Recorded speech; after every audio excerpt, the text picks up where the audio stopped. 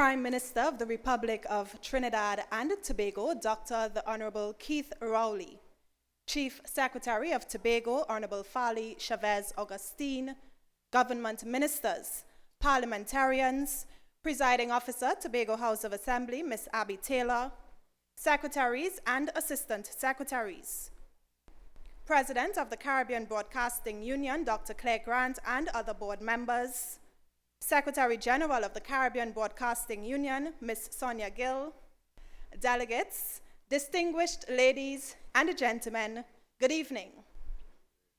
Good evening.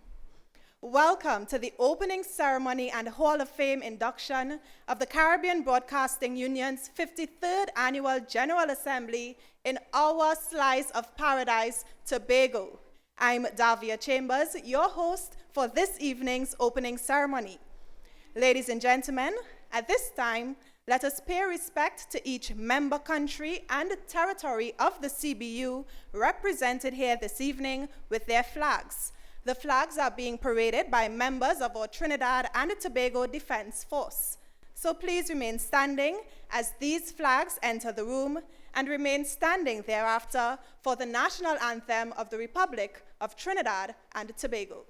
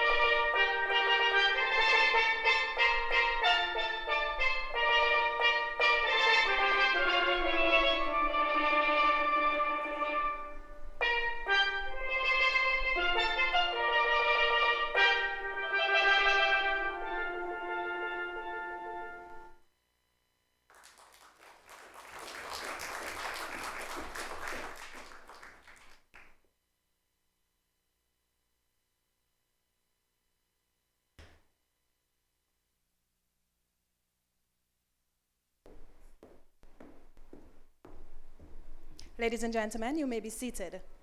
Thank you to our members of the Defense Force, and thank you, Mr. Ramsey, for performing the national instrument on the steel pan. Now, the Caribbean Broadcasting Union is a not-for-profit association of public service and commercial broadcasters in the Caribbean, reaching over 4.8 million people in the region. As a regional institution, it facilitates discussion and analysis that assist in policy formulation on major integration issues. Since 1971, the Caribbean Broadcasting Union has been hosting their annual General Assembly, with the first edition being hosted in Barbados. This year, of course, Tobago is home to the 53rd edition, after a 2-year hiatus due to the COVID-19 pandemic. This year's theme, media and information literacy. So, ladies and gentlemen, to welcome you in true Tobago style is the Tobago Performing Arts Company with a traditional speech band. Let's welcome them.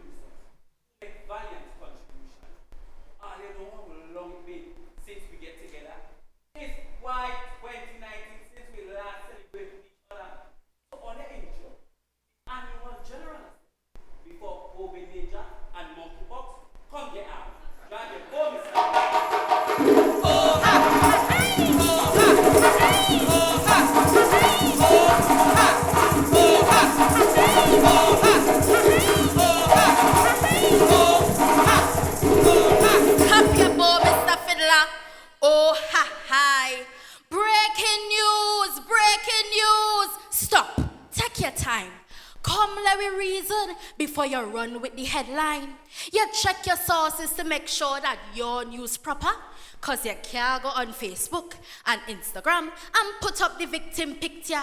Worse yet, you can't bend the truth and say that the man guilty.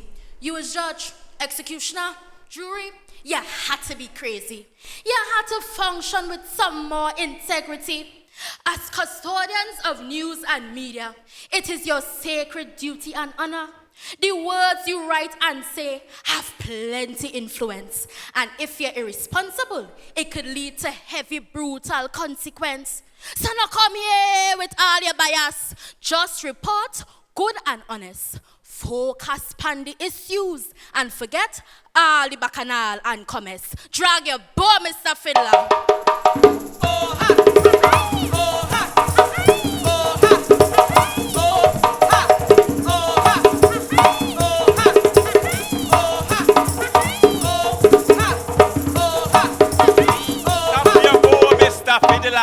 Oh, ha, hi.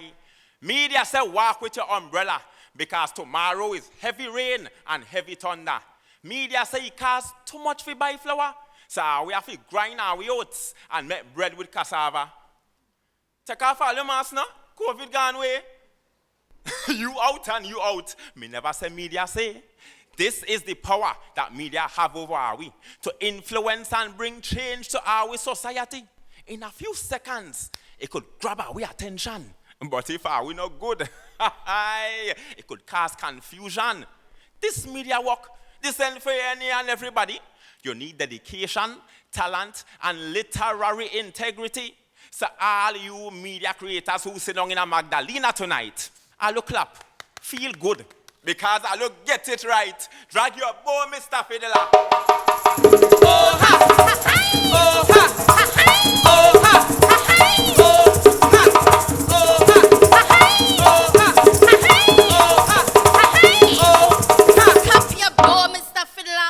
Oh ha! We want to thank all you for taking the call seriously and understanding that media creators have a great responsibility.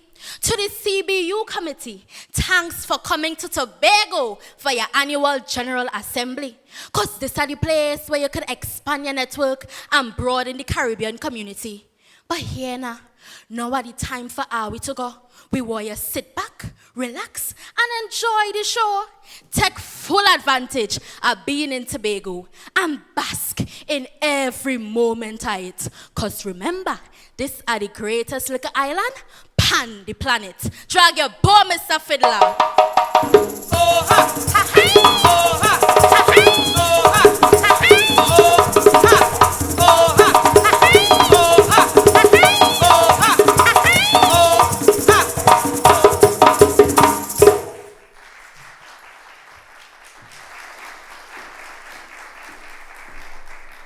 Ladies and gentlemen, let us thank the members of the Tobago Performing Arts Company with another hearty round of applause. At this time, Dr. Claire Grant, President of the Caribbean Broadcasting Union, will bring greetings. Dr. Grant became CBU's Vice President in 2021. She is currently in charge of all the electronic media services of the RJR Gleaner Group based in Jamaica. Her career in media includes working as a journalist with the Gleaner Company until she became editor of The Star. She joined Television Jamaica in 2006 as marketing and sales manager and became general manager in 2012. Ladies and gentlemen, Dr. Claire Grant will address us now virtually.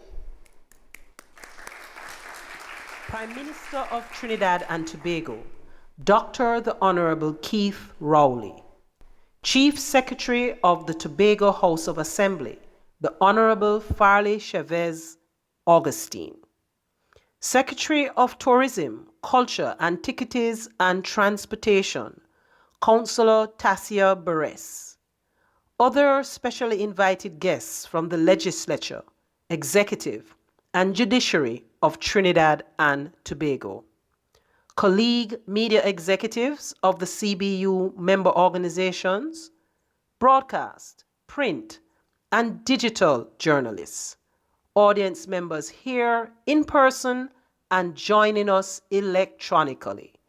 A warm good evening and welcome to this first in-person assembly of the Caribbean Broadcasting Union since 2019.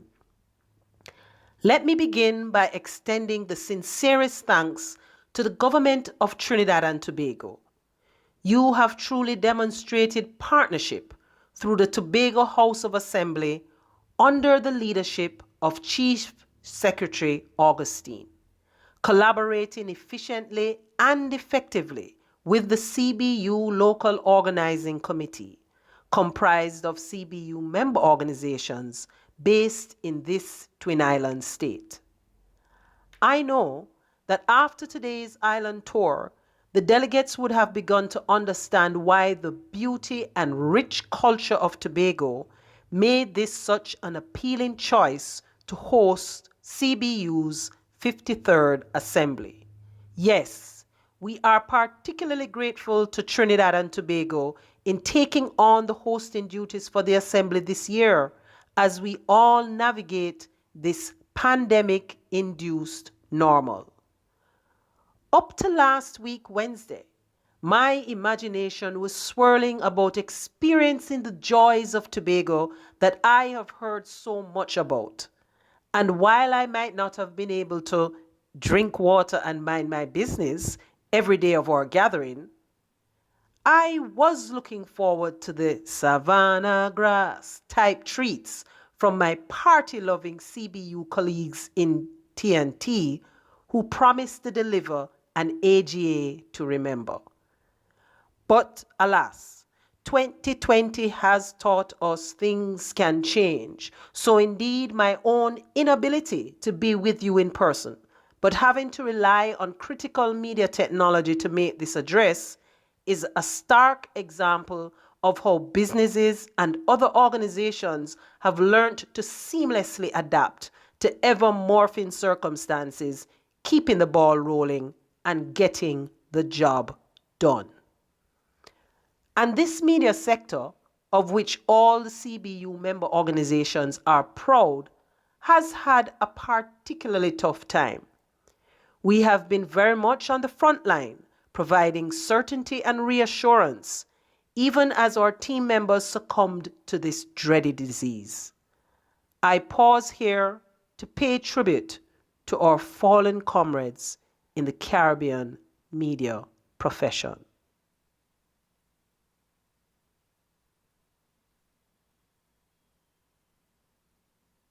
In addition to the very real personal effect, we have also had to deal with industry challenges. We've been expected to expand our support outside of the traditional information and entertainment, but also to assist the education sector. I am particularly proud of how regional media houses developed specialized programming, print, and digital content to assist remote learning during the past 2 years. And we have been called on to do this even as the usually reliable sources of revenue for our operations have had to contract their businesses. While we are seeing signs of recovery, we are all aware that the commercial activity is hamstrung because of an inability to get sufficient goods to meet customer demand. The knock-on effect on media advertising revenue has been significant, with no certain end in sight.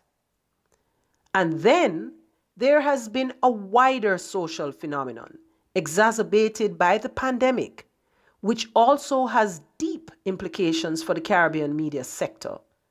I hark back to the 52nd Assembly, conducted virtually, when CBU issued a statement highlighting the impact of misinformation and disinformation. We all are aware of the truth and not the conspiracy that the pandemic was paralleled by an infodemic. As public service and professional media organizations, we have taken seriously our responsibility to help our societies beat back the sickening tide of patently false information, sometimes maliciously spread, which has made the job of Caribbean countries and territories recovering from the pandemic so much more difficult. Hence, the media and information literacy theme of our conference tomorrow. We are truly grateful to UNESCO for its ongoing kind support, not only to the conference, but the larger project on this topic, which was launched in May for World Press Freedom Day. I am pleased to say that despite the regional and global challenges, our media has continued to demonstrate great resilience, and that has redounded to the benefit of our society. While accommodations have had to be made since 2020, we have managed to retain the majority of the union's membership. And since the beginning of 2022, we have received expressions of interest in membership from no fewer than 6 organizations in the English and Dutch Caribbean. I had truly wished to be there in person today to welcome our two latest returning members, ABS of Antigua and Barbuda and TNT right here in Trinidad and Tobago. If you take a look at the commemorative booklets we have distributed, both in print and electronically, you will see a number of benefits of CBU membership. One that is in great demand is capacity building. The CBU is a strong advocate for the sector and those who work for its member organizations, being seen for the professionals that they are. We are not just pipes through which messages are distributed. If we weren't aware of it before, the last 2 years have clearly shown us that the days of media being mere mouthpieces for other powerful interests has ended. The communication space is a co-created one, and the media sector has a critical role to play outside of being the instruments for others. The place of the indigenous media as a critical sector for society is one of the points for discussion with the CARICOM Secretary General. And while she joins us remotely tomorrow, we are truly grateful for her strong interest in engaging the media. Our sincere thanks to Dr. Carla Barnett for being the first sitting Secretary General of CARICOM to participate in a CBU General Assembly. Thank you, Dr. Barnett. As we facilitate our sector being prepared to deal with the current challenges, CBU has continued to emphasize training in critical areas, some of which were not even contemplated by earlier generations. Example, climate change and gender, the CSME, and free movement of labor. And a major emphasis for the past 2 years has been disaster risk reduction. In the last area, we are particularly grateful for the support of the UNDRR, including grant funding to support co-productions. And, colleagues, to underscore the point that the CBU member organizations represent a sector which largely consists of trained experts operating at a highly skilled level, I am pleased to announce a new partnership with the University of the West Indies Mona campus, the home of the Caribbean School of Media and Communications.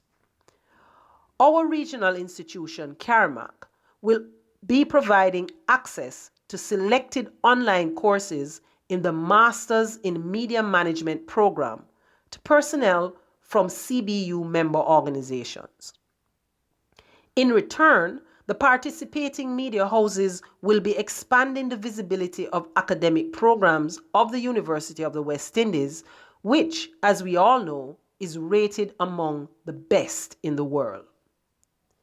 Pending the completion of the legal arrangements, the first 2 courses will be offered from next month.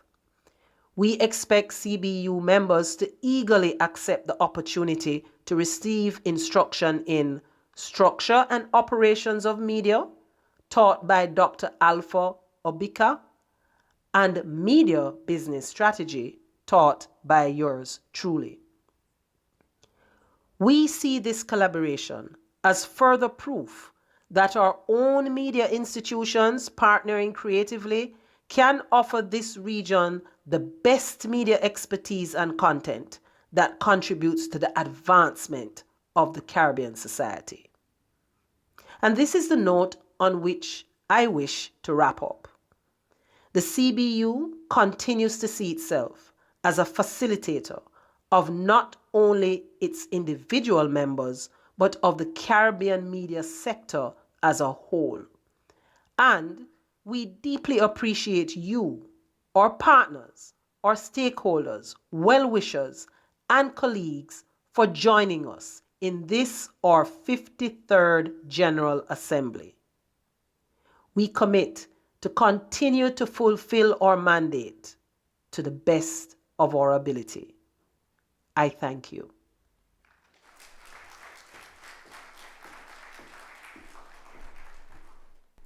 Thank you, Dr. Grant, for your greetings, and we're always ready to warmly welcome you in person in Tobago. So as we continue on with our program, coming to bring the welcome address is the Chief Secretary of Tobago, Honorable Farley Chavez Augustine. Just to tell you a bit about the Chief Secretary, Honorable Augustine was raised in the eastern community of Speyside. He credits his values and achievements to this community, which continues to shape his persona. Having received his formative schooling at the Speyside Anglican School, he later went on to pursue his secondary education at Bishop's High. In 2005, he matriculated at the University of the West Indies, Mona, to read for a Bachelor of Arts in Linguistics. At university, his passion for politics ignited, leading him to pursue a double major in international relations. After his tertiary studies, Chief Secretary Augustine returned to Tobago. He worked as a communications officer at the then Division of Education, Youth Affairs, and Sport before starting his career as an educator at the Speyside High School. The political arena presented another way for him to be of service to his community. In 2017, he was elected as the area representative for the electoral district of Palatuvere, Lansformie, and Speyside, and in 2021, he was re-elected. He now leads a vibrant and youthful administration that is on a mission to make Tobago the greatest little island in the world. Ladies and gentlemen, please help me to invite to the podium our Chief Secretary, Honorable Farley Augustine.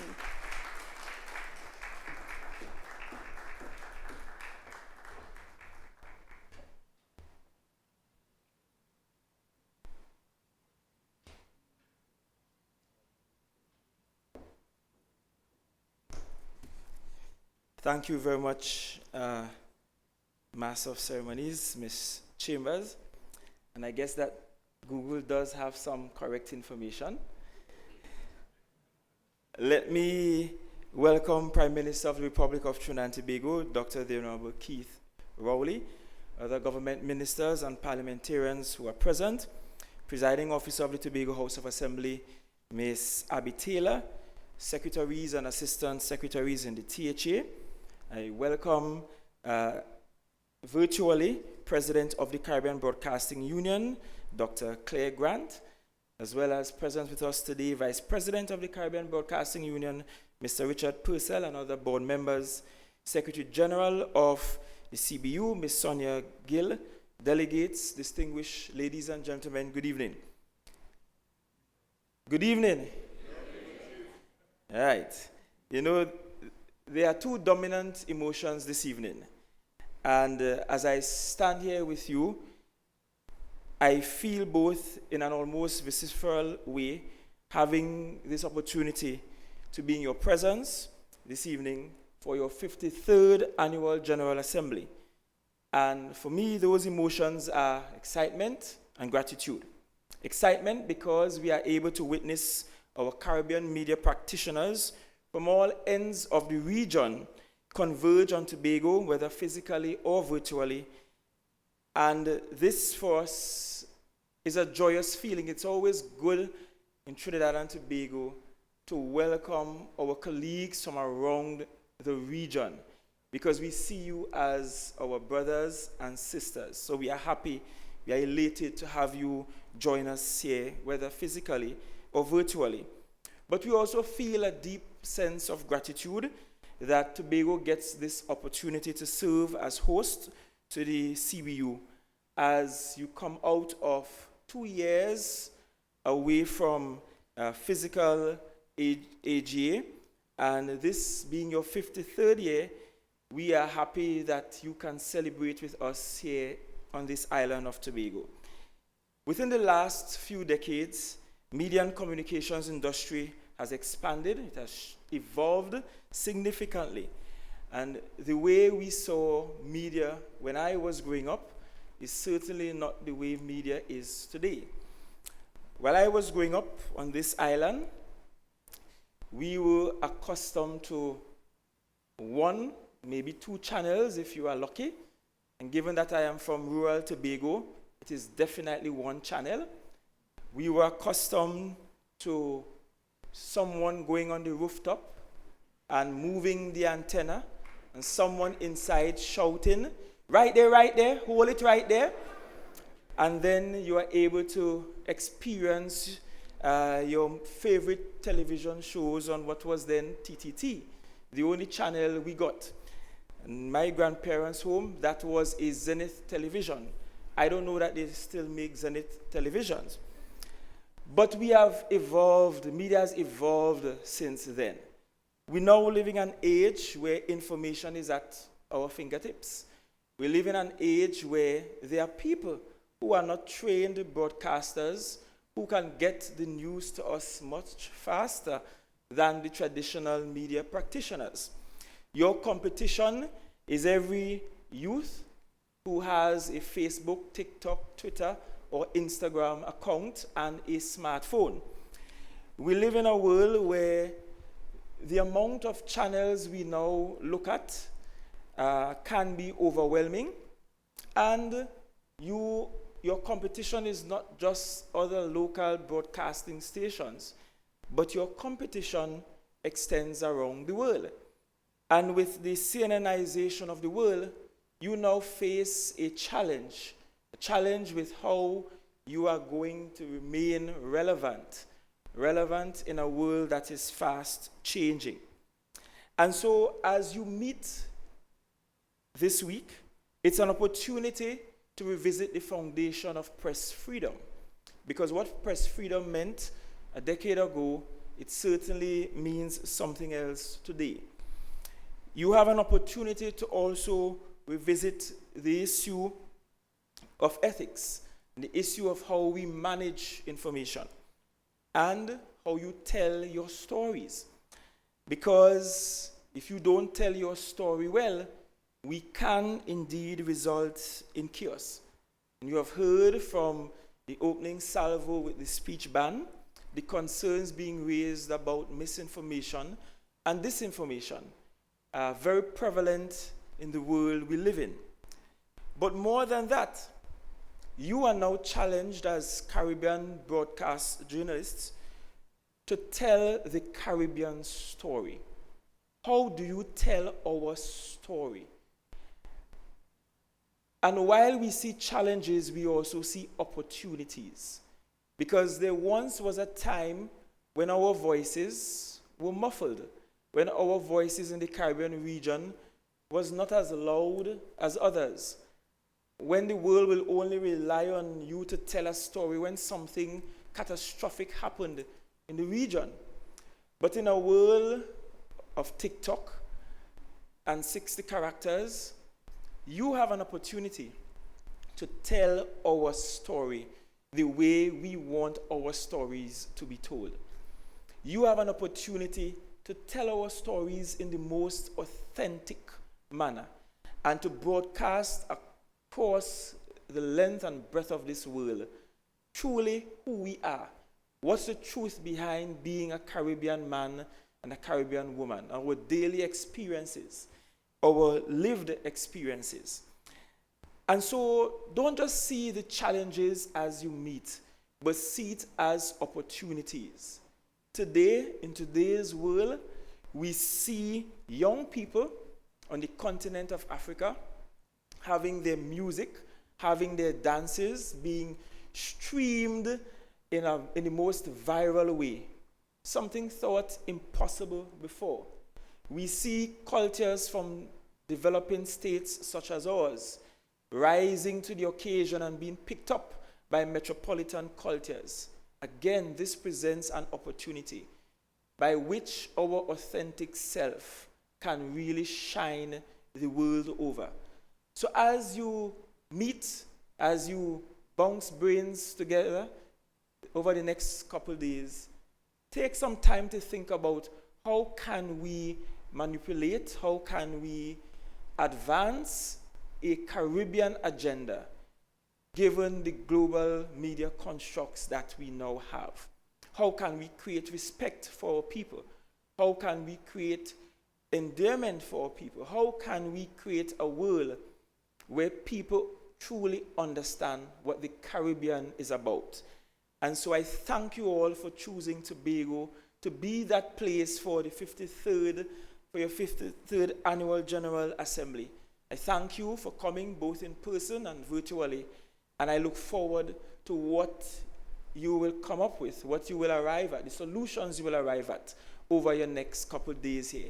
Thank you, and a warm welcome to this island of Tobago, and by extension, the Republic of Trinidad and Tobago.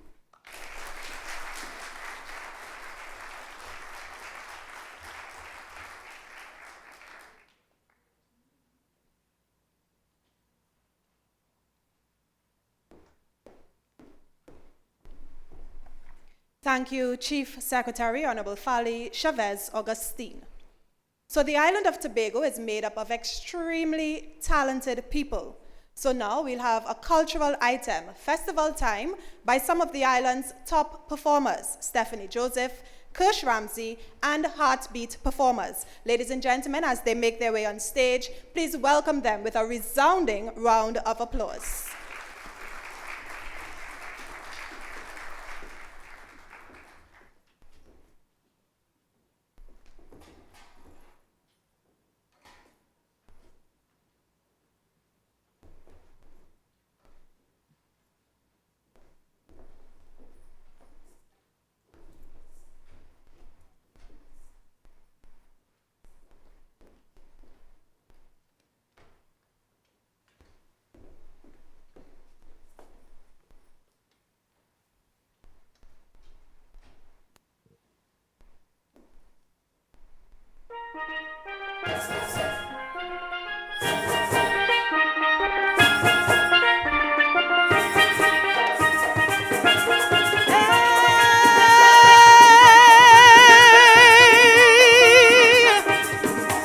Island in the sun, island in the sun, island in the sun.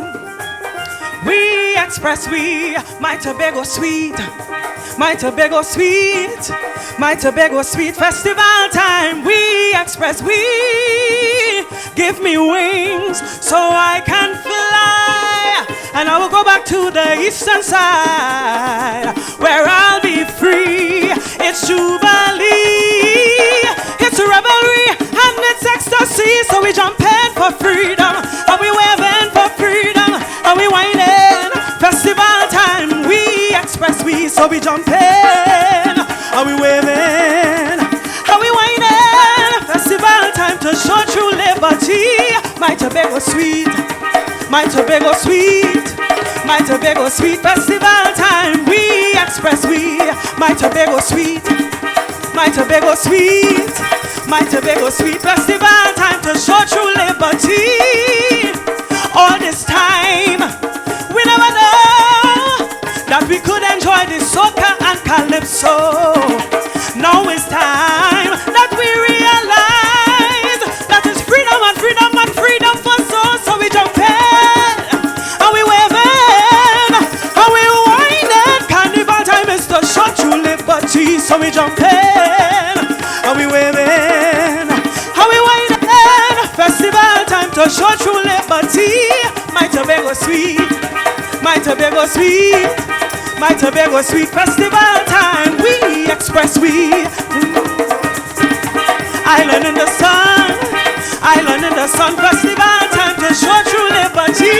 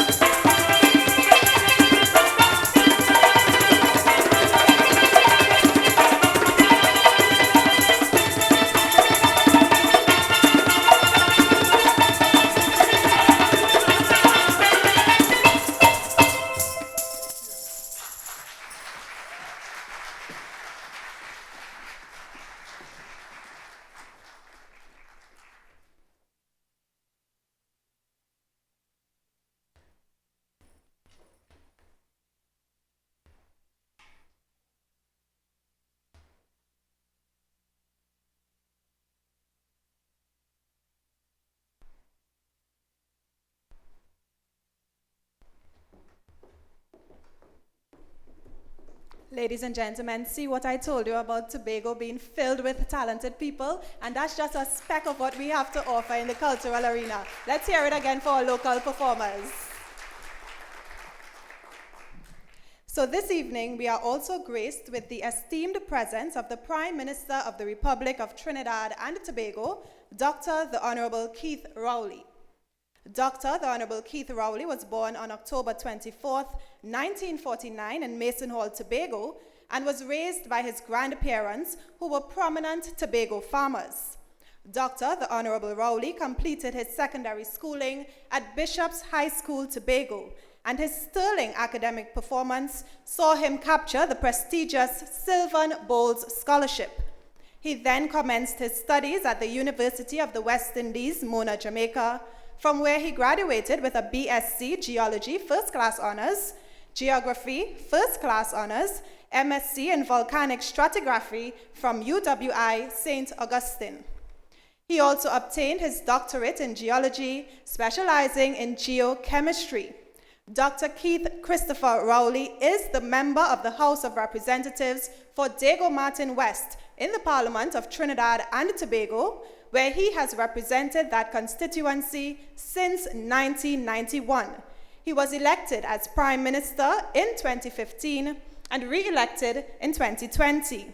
Help me now, ladies and gentlemen, to invite to the podium to bring the keynote address to our audience, the Prime Minister of the Republic of Trinidad and Tobago, Dr. the Honorable Keith Rowley.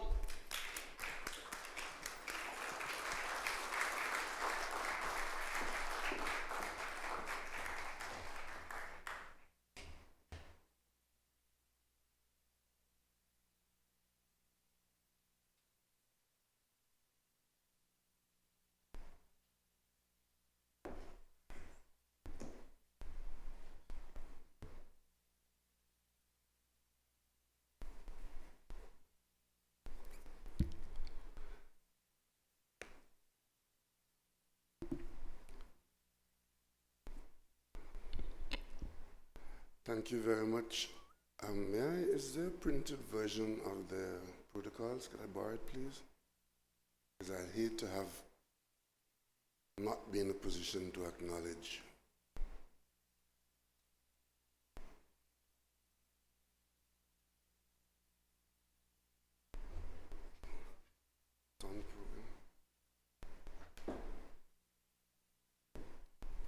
Thank you. Thank you very much. Chief Secretary of the Tobago House of Assembly, my colleague, the Honorable Farley Chavez Augustine, Presiding Officer of the Tobago House of Assembly, Ms.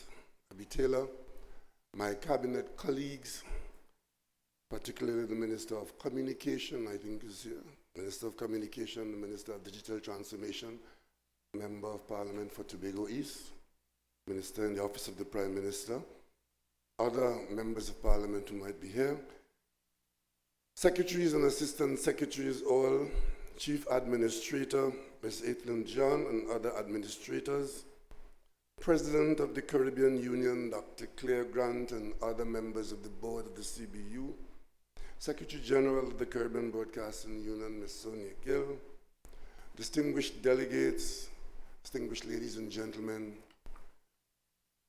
good evening. It was mentioned that I went to Jamaica at some time, and I think that's a good place to start my few remarks to you today, because I remember there was an introduction or a label of a Jamaican radio station, my favorite Jamaican station, that always stayed with me.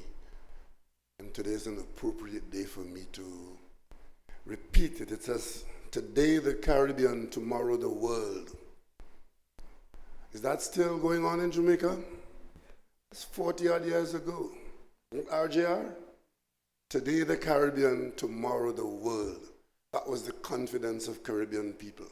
And I'm pleased to hear that it is still sounding across the hills of Jamaica.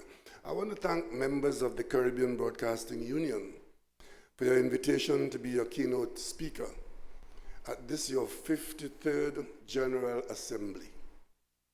Being Tobago born, son of this soil, I also see myself as a proud Caribbean nationalist. I'm particularly moved by your invitation that you give me for the opportunity to share some thoughts with you and exchange, hopefully, and receive some of your thoughts as well. I expect that most of you have already begun to savor some of this island's unique treasures, and hopefully, on your way back, you can spend some time in Tobago's big sister, Trinidad, which also has its own uniqueness. It is the place where the steel pan, calypso, soca music, and a number of other art forms are born and can still be found, all of which continue to evolve and which we proudly share with the rest of the world. I assure you that you will find our people in Trinidad and Tobago in particular very welcoming to you delegates and officials. Chair, your theme, media and information literacy. I approach this delicately for a number of reasons. Probably, I can summarize it by saying, in part, it is the freshness, the newness, and importance of the age. This is a time when we can chart the historical movement of our valuable commodities, from salt to sugar, to chemicals, to fuels, to data and services, the knowledge economy, and research the implications on the human communication. One commentator described our time as one of, quote unquote, new complexity, new detachment, and frighteningly new excesses. And I speculate that the same terms may have been said back in 1622, when Nathaniel Butter published in London the first edition of what was called the Weekly News, where the first edition was spelled N-E-W-E-S. Interestingly, the public response to that first newspaper was considered more of amusement, maybe bewilderment too, but it was not complimentary. There were initial skepticism and anxieties, all with the invention of the printing press, and in the later segments of human history, with the coming of the telegraph, the typewriter, the telephone, the radio, and most certainly the computer, and now the internet. In some quarters, all of these inventions met with disparagement and the naysayers. There's a recount of a debate in the late 1980s at the University of the West Indies, St. Augustine campus, in which one lecturer, considered then as one of the finest minds, dismissed another panelist's descriptive potential of the coming of the internet, stating, and I quote, "If what you say is true of the internet, Google or whatever, then that will be creating God," unquote. Another significant comment was earlier in 1962, that of the president of the American Historical Association, who warned that the human existence was undergoing, and I quote, "a great mutation," unquote, adding that technological changes were so sudden and radical that we, mankind, are now suffering something like historical amnesia. He felt that such changes could lead to a decline in reading, a distancing from nature, and a loss of shared culture. He worried too about the new tools that are being made available to scholars from the goddess called quantification. And those frightening projected scanning devices, which we are told will read documents and books for us. Notwithstanding the incessant chatter, he added, and I quote, communication has not improved. Actually, it has become more difficult, unquote. Part of that difficulty was that insufficient work had been done on the communications revolution from medieval times to modernity, on Gutenberg's printing press and what it meant to printing, the rise of printing shops, newspapers, etc., and on what we are witnessing now in data collection and communication networks. The poet T.S. Eliot wrote that there was, I quote, knowledge of speech, but no silence, knowledge of words and ignorance of the word. All our knowledge brings us nearer to ignorance, unquote. But on the other hand, there was that attribute at the newspaper, the chronicle of civilization, the common reservoir into which every stream pours its living waters, and at which every man may come to drink. It is the newspaper which gives liberty, its practical life, its perpetual vigilance, its unrelaxed activity. The newspaper is a daily and sleepless watchman that reports every danger which menaces the institutions of your country and its interests at home and abroad.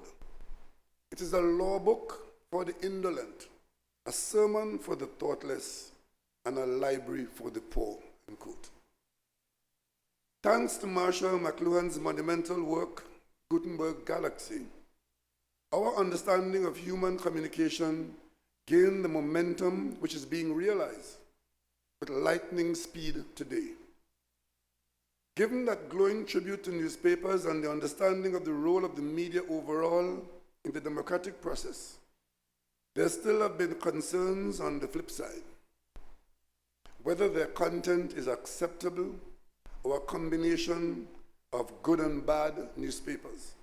Rather, the media have always had a love-hate political problem in every society because they are so interwoven in the fabric of our lives and do not just reflect our reality, as some claim, but help to shape it. To me, it starts with their content. Then secondly, the structure, which delivers that content. The concept says that a media structure should be well-informed, vibrant, and proactive, gathering and delivering the news independently in an unbiased, logical format, regardless of commercial or political influence.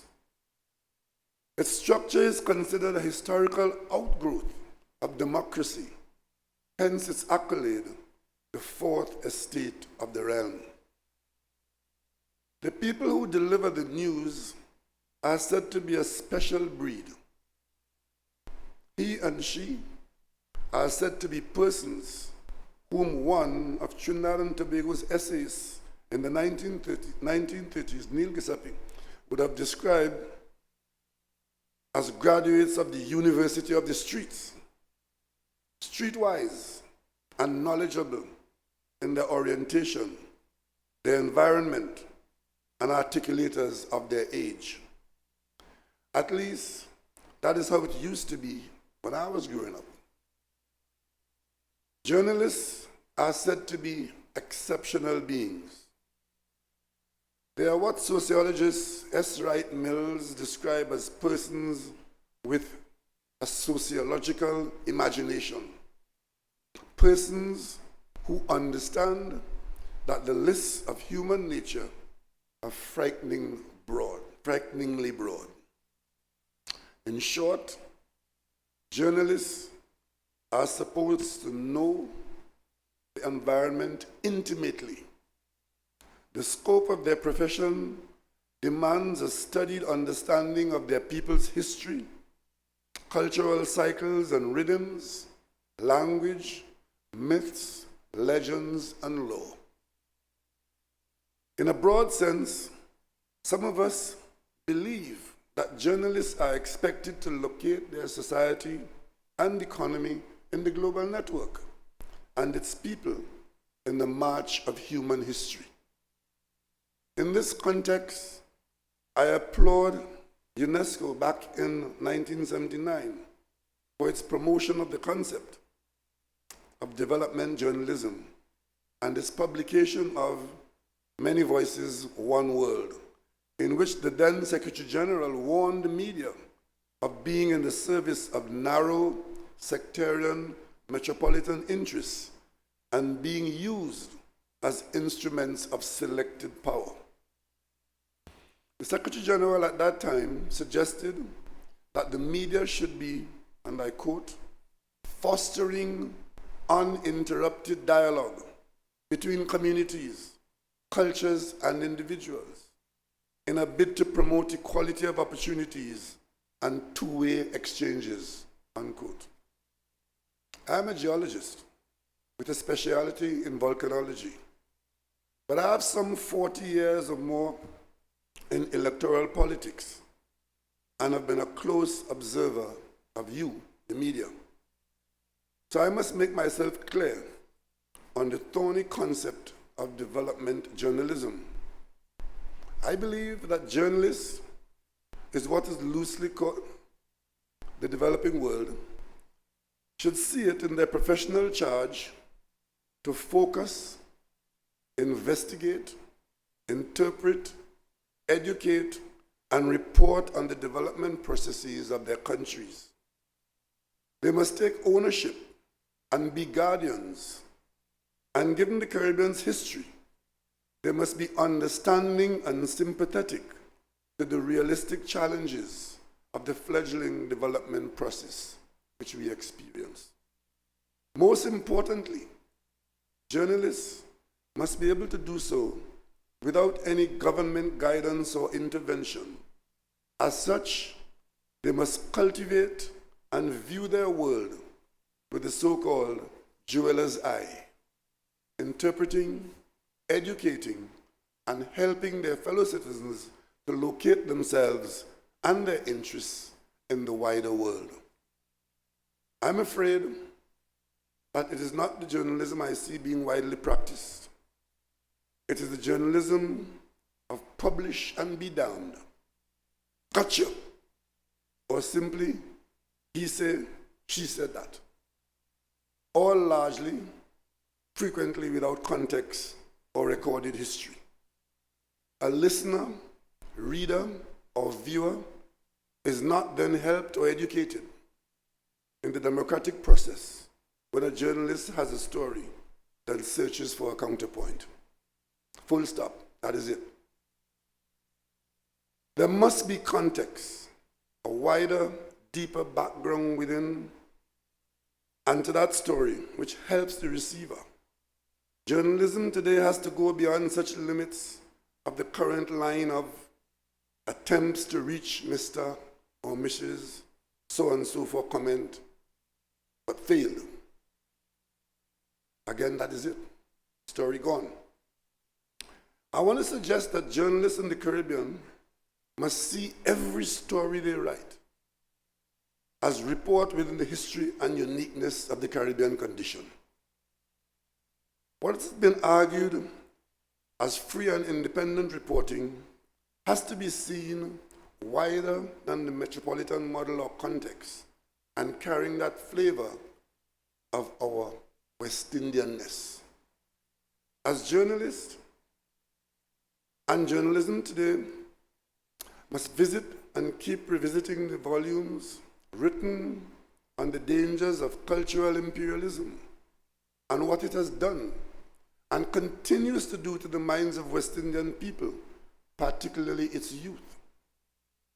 I do have much more to say, Chair, on this topic, except such as radio stations whose schedules are predominantly American pop or worse, American gangster, as opposed to meaningful, conscious West Indian music, art, and drama, Worse, there are sections of the radio frequencies and significant column inches dedicated to the illiterate musings of the hired hitman, spewing indignation and libel for free and a fee. It is in this context that I applaud both UNESCO and the Caribbean Broadcasting Union for promoting the discussion on media and information literacy for journalism as a relevant counter to the clear and present dangers of misinformation and disinformation. To me, this conference carries another significance, which I will share. Your handbook refers to highlights of the misinformation and disinformation from Cleopatra to Cambridge Analytica, which, according to verifiable reports in the British press, the firm Cambridge Analytica originated some 10 to 15 years ago in Trinidad and Tobago. Then, leaving its playbook behind, went on to the larger playfield in the American presidential politics. Interestingly, as I speak to you today, those wheels are still turning in Washington, in Arizona, in Georgia, in New York, and in some quarters here in Trinidad and Tobago. As media people, you must know that we dare not take incoming information at face value without the cautionary fact check.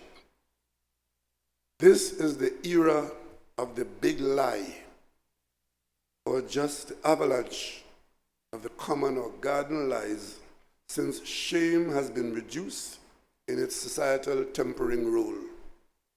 We are now required to spend so much of our time and our resources debunking lies in search of the truth.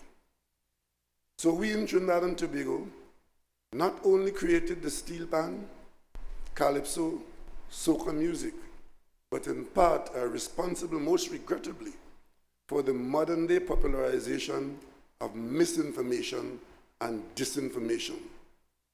Which of us in media, or who depend or interact with media and data, can ever forget Christopher Wiley and his shock of pink hair, telling the British Parliament how, when, and where the era of misinformation was born? Chair, this is the era of the knowledge society and universal digitization.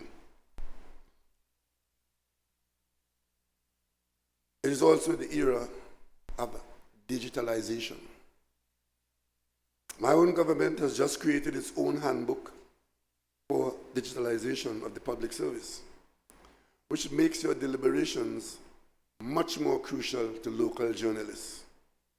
I believe that the era now demands that journalists reframe their current model of reporting and delivering the news within the framework of media information literacy, so that readers, viewers, and listeners could trust that their product is one of quality, ethically framed, worthy of attention, and reflecting the Caribbean condition. As your handbook says, news, using the media information literacy framework that, and you quote, builds trust in the media through citizens, government, and media partnerships, as well as stimulating civic engagement, unquote. That is what we are after. Chair, I sincerely extend best wishes to you, all your members, and your deliberations, and look forward on behalf of Caribbean listeners, viewers, and readers to your rich, productive outcomes. Our freedom, I dare say, our bright future might just be depending on it. I join the Chief Secretary in welcoming you to our homeland, our island Tobago, and to the nation of Trinidad and Tobago. Enjoy your stay. Stay as long as you wish, and do come again to see us. Thank you very much.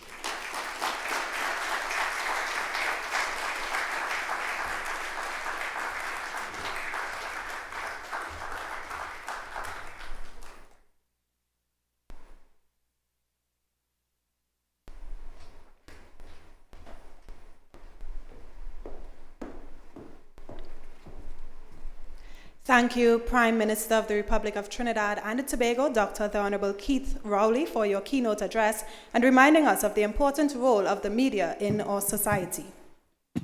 So, ladies and gentlemen, as we continue to showcase parts of our very rich culture this evening, please help me to welcome the Tobago Performing Arts Company once more as they entertain us with a combination of ballet dances.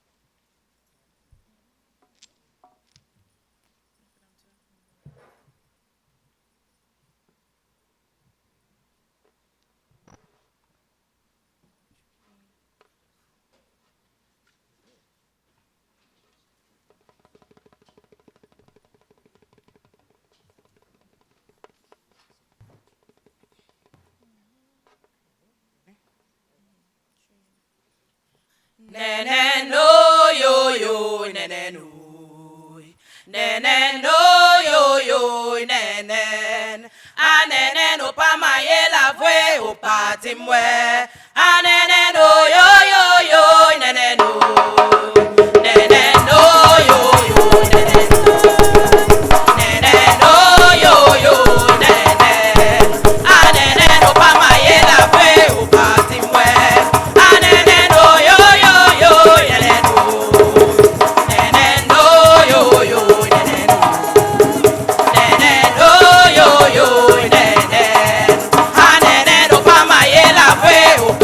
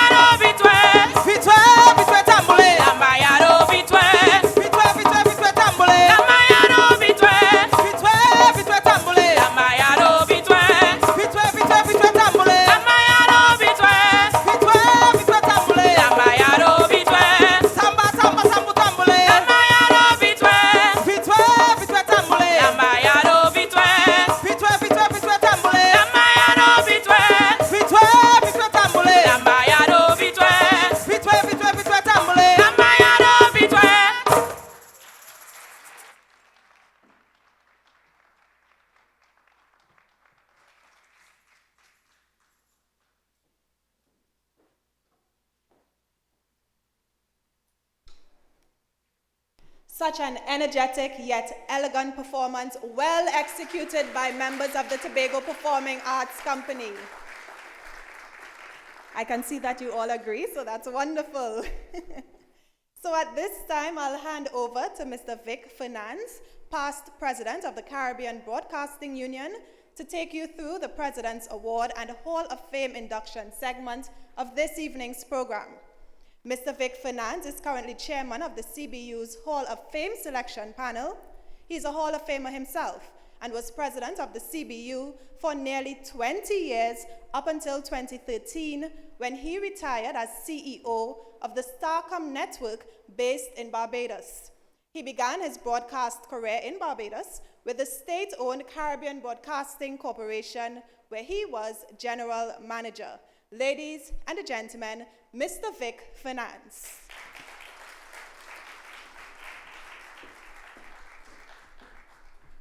Thank you very much. Ladies and gentlemen, all protocols having been observed. Just one slight correction. I didn't quite ascend to the position of general manager at CBC. I made it to deputy before migrating over to the private sector.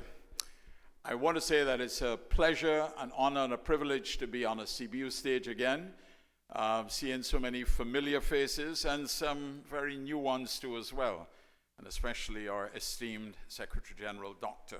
Sonia Gill. It is an honor and a privilege to be here in Tobago too as well. The last time I was actually in Tobago was for a CBU conference at this very hotel. I believe it was the Hilton at that time. I fell in love with a prized possession of Martin Superville, the artist at the Tobago Art Gallery, and purchased what was and has become my prized possession. It must have been his too, based on the price. It required a second visit the following week to come back to Tobago to purchase this particular item. So it was really quite expensive. Many of my friends have threatened that they will break in the house one day and steal it. It is the painting of Brian Lara when he made his first century at the Queen's Park Oval, the first test century, I should add. And it really is quite splendid. And Martin himself borrowed it for an exhibition in Barbados the following year.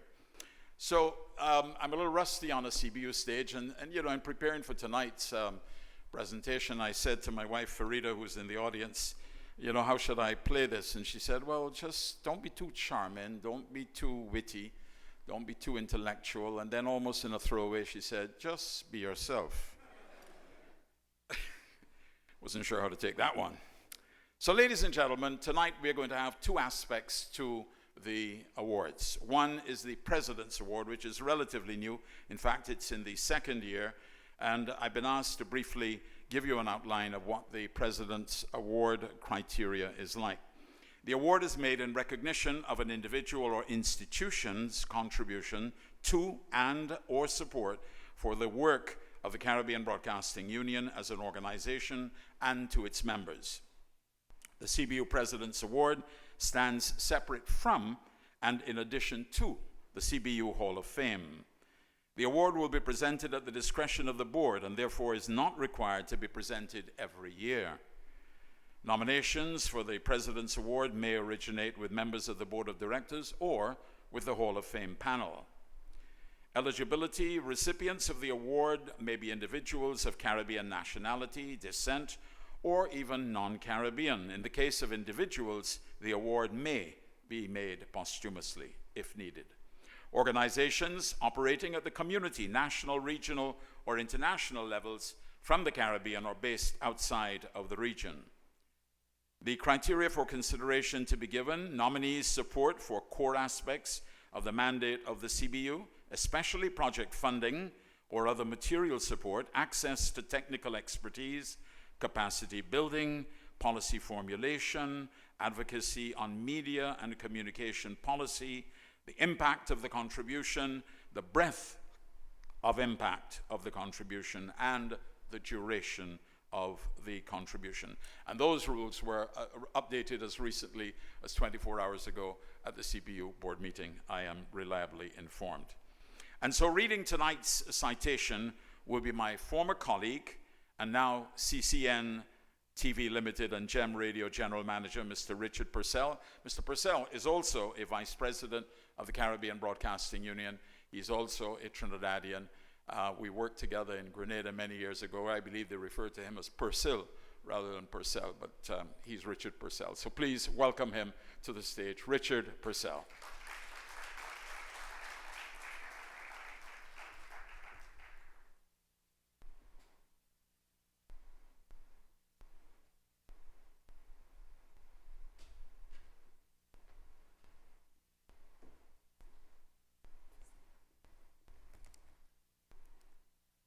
Good evening, everybody. I'll just read the citation.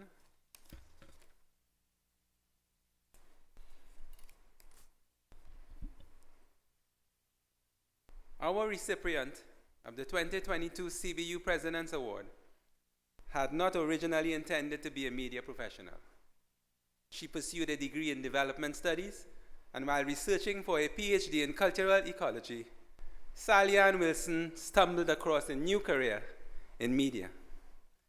It was 1984, and she was preparing to head to Indonesia on a conservation expedition when she was invited to talk about a trip on BBC local radio. It was the beginning of a long and enthusiastic relationship with broadcasting. Returning from Indonesia a year later, she trained in BBC radio news and documentary production, moving to produce and direct documentaries for television soon after.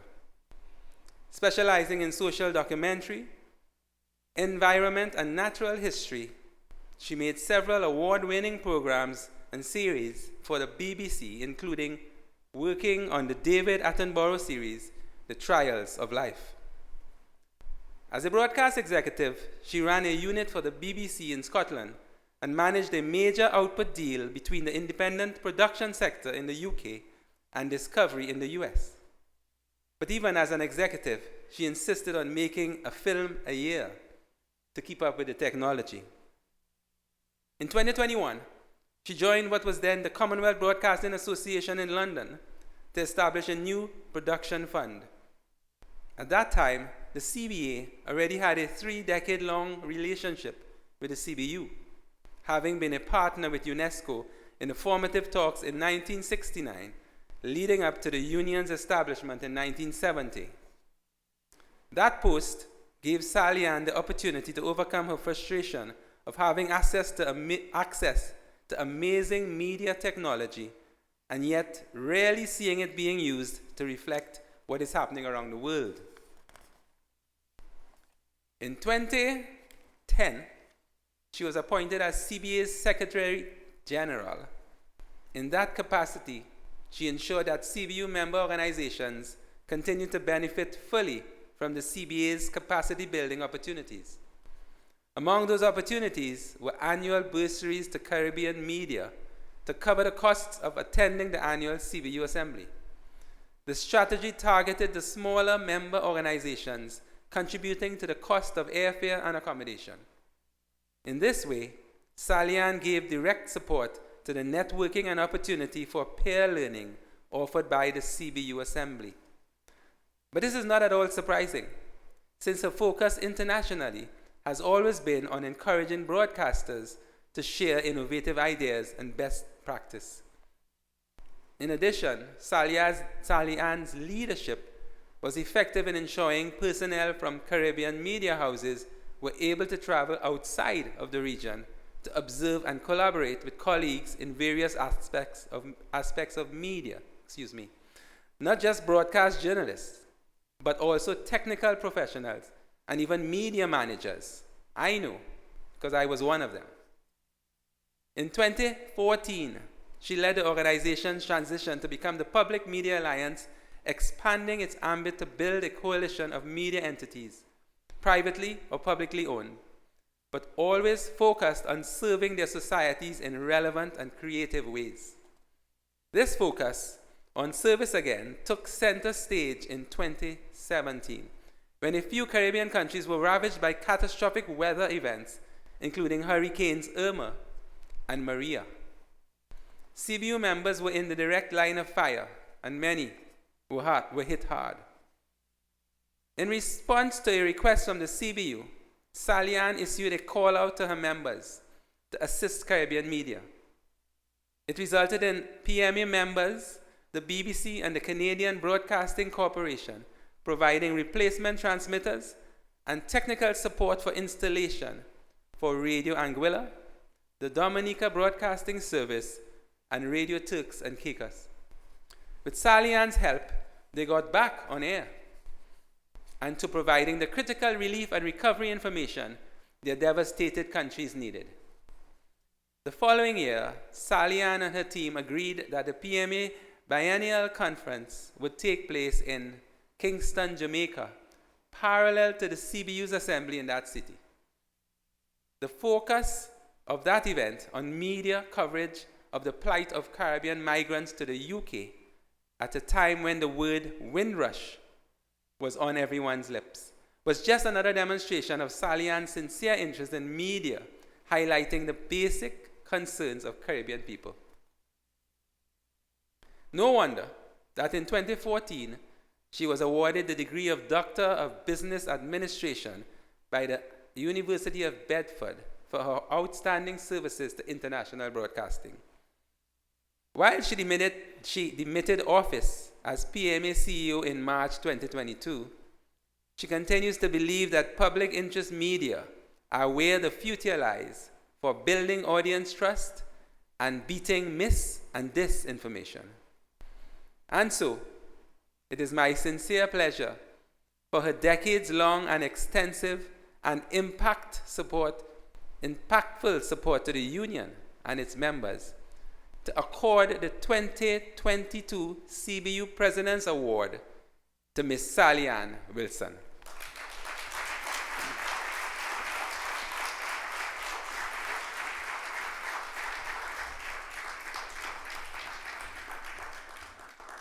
And to present the award, we're going to ask the Chief Minister of the Tobago House of Assembly, the Honorable Farley Augustine, to join us on stage and to receive, on behalf of the awardee, the new and current CEO of the Public Media Alliance since March of this year, Christian Porter, to also join us on stage. Ladies and gentlemen, a round of applause for the Chief Minister and for our honored guest.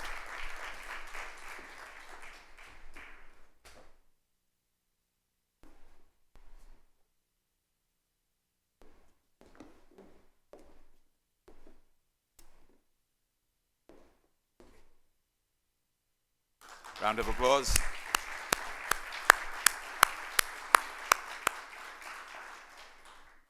Thank you, Chief Minister, and thank you, Christian. And through the magic of technology and through Zoom primarily, we now bring you Sally Ann Wilson, former CEO of the Public Media Alliance, with her acceptance speech.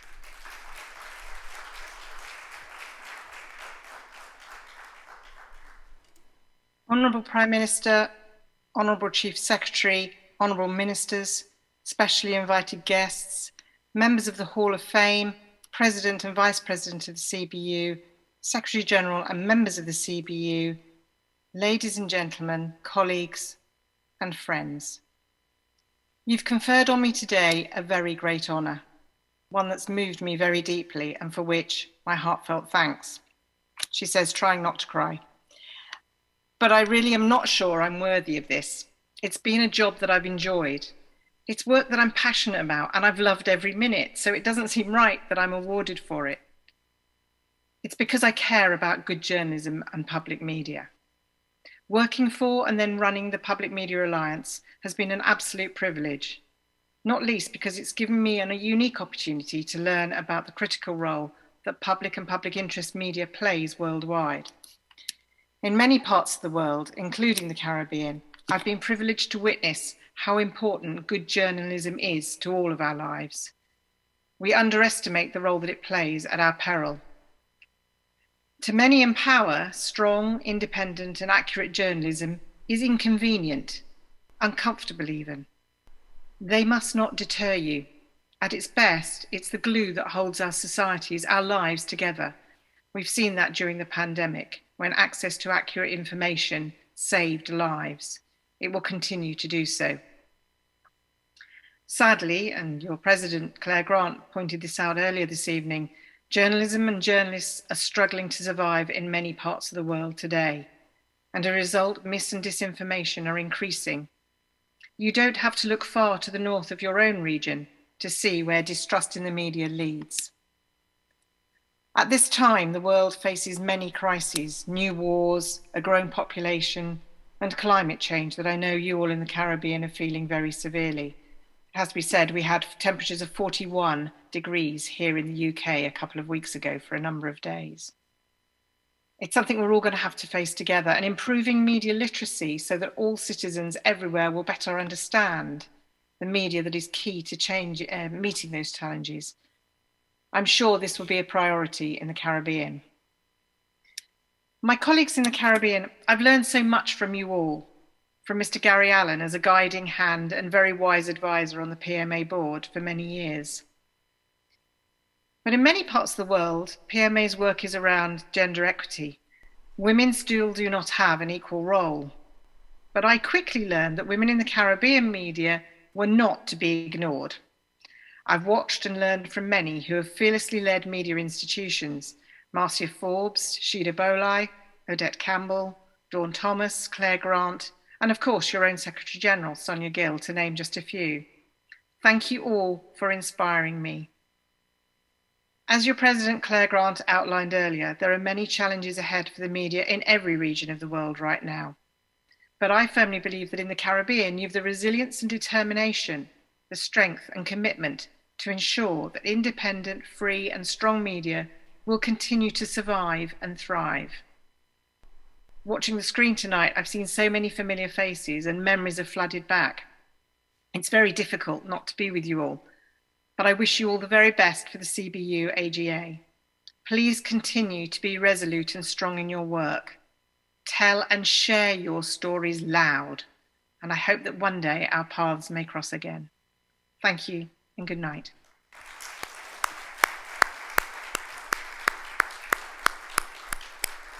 Thank you, Sally Ann, and I certainly hope you'll be able to take up the offer of the Honourable Prime Minister and the Chief Minister and avail yourself of all that Tobago has to offer now that you have ample time on your hands in retirement.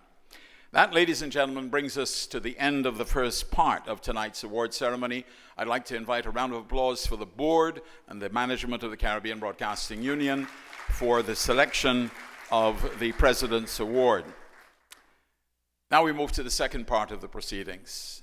Some weeks ago at the Hilton Barbados Resort at my Rotary lunch, I was sitting at a table with one of the members of the diplomatic corps, a friend of mine, when in came the waiter with a lovely turkey, roasted turkey, for the carving station. He tripped and fell, and the turkey and the platter went flying. And everybody gasped, oh my gosh. My friend, the diplomat, however, quick-witted as he was, simply turned to me and he said, Vic, we've just witnessed 4 major diplomatic events: the fall of Turkey, the breakup of China, the spillage of Greece, and the frustration of Hungary. Ladies and gentlemen, we move now to the Caribbean Broadcasting Hall of Fame. But first, to the selection criteria. Candidates eligible for induction into the Caribbean Media Hall of Fame shall meet the following criteria: attainment of eminence through outstanding achievements accumulated over a period of 20 years or more in at least 3 of the following categories of service to media: presentation, production, engineering, marketing, or general management at the national level. Eminence attained in more than one of these fields shall be regarded as satisfying 2 of the requisite 3 categories. Any of the aforementioned at the regional level, any of the aforementioned at the international level. Policy formulation, planning, research, writing, and other forms of expression contributing to the refinement of media thought and practice in the region. Advocacy in international and/or regional fora materially advancing the cause of Caribbean media. Support to media organizations in the region, other than any officially associated with the candidate, through the sharing of resources, including professional expertise and experience. Community service, which enhances the society at large while elevating the image of the media. Service in the development and operation of the CBU and/or other institutions committed to the fostering of regionalism through the media. The candidate should be of Caribbean birth or nationality, be perceived in their respective communities as persons of character and integrity, and as suitable role models for young media practitioners and youth in general. Tonight, we shall induct 2 eminent Caribbean media practitioners to the Media Hall of Fame. And I'd like to invite to read the first citation, Dr. Livingston White. Dr. White is the director of CARIMAC at the University of the West Indies. He's also a member of the Hall of Fame committee, and I now invite him to come to the stage to read the citation, and may you please welcome him warmly.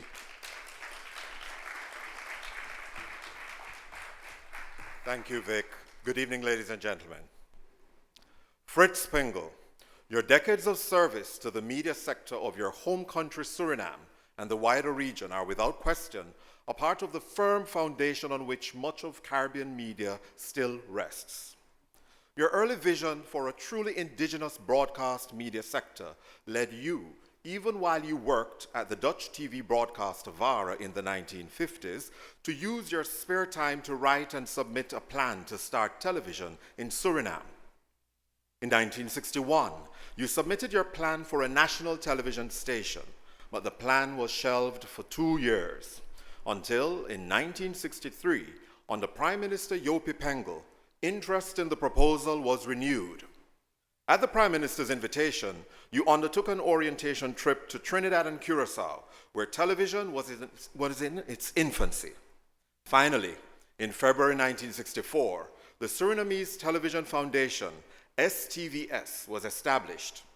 The studio opened on October 1, 1965, and test broadcasts began the same day. Regular broadcasts began on October 20, 1965. That was the beginning of nearly 3 decades of visionary leadership. Despite the enormous challenges of setting up a television station with limited resources, you succeeded in substantially reducing costs, and your wish to be allocated a piece of land in the Kulturtuin for the station was also fulfilled.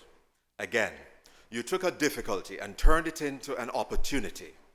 The land was swampy, but it was next to a stadium where many sports activities were held. You didn't have a radio link back then, so the proximity of the station and the sporting facility opened up the possibility to get into the stadium with extended cables to broadcast football matches. You focused more on quality in a range of local programming, including comedy, nightly news, and content for children. You were in the vanguard of indigenous content, with 25% of Surinamese airtime filled with homegrown productions. And even more noteworthy was that everything was live, because recording was expensive.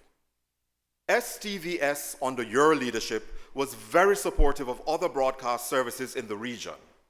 When the government of the Bahamas decided to expand the existing ZNS radio service into a national television broadcaster, you sent STVS's chief engineer to assist.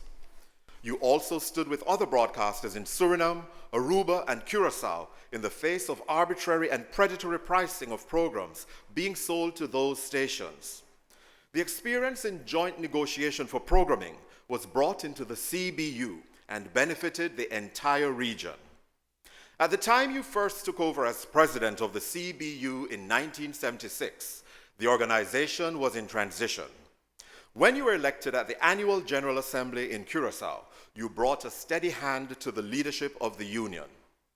Your seminal contribution also included establishing the communication infrastructure, which allowed the CBU to truly connect the Caribbean. With the engineering team from STVS, you inaugurated the first satellite uplink-downlink facility for broadcast services in the Caribbean in 1979. You are particularly recognized for showing great fearlessness and fighting for the independence of the editorial content of the station. On the night of May 10 to 11, 1993, a handful of armed and masked men broke into the studio, assaulted the staff, and doused them with diesel fuel. The attack occurred a few hours after STVS broadcast live the debate in Parliament, in which it was decided to replace the army commander. The television station caught fire and burned to the ground. Despite the tragic events, you fought on, undaunted, and rebuilt the institution, which remains a proud member of the Union.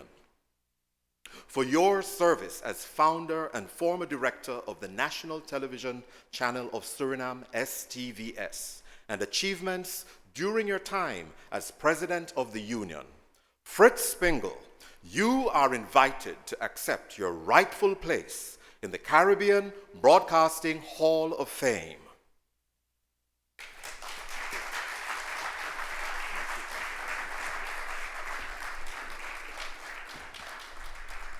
We now present a recorded segment of the presentation which took place in Paramaribo, Suriname, with the CEO of Dime Network, Ms. Daniela Tonar.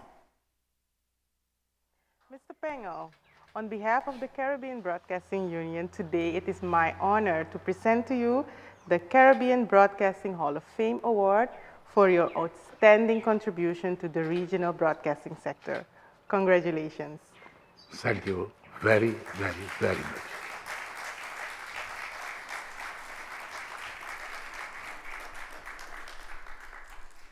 This will now be followed by another recorded segment with our newest inductee, former General Manager of STVS Suriname and former President of the CBU, Mr. Fritz Pengel. Due to my health condition, I was advised by my doctor not to attend the meeting in Tobago on the 15th of August. My apologies for not being able to attend the ceremonies for the Hall of Fame inauguration. I'm very pleased to have the opportunity to say thank you to the selection panel for my recommendation and to say thank you to the Board of Directors of CBU for my nomination. It was with pleasure, honor, and pride that I have accepted this nomination. The CBU is a very important organization in the Caribbean. Not only is she responsible to increase the level of broadcasting in the region, but she's also responsible to bring the Caribbean community closer together. I wish her success with this very important task, and I do hope that the CBU may become the organization of many voices, one Caribbean, but a very, very strong Caribbean. Thank you.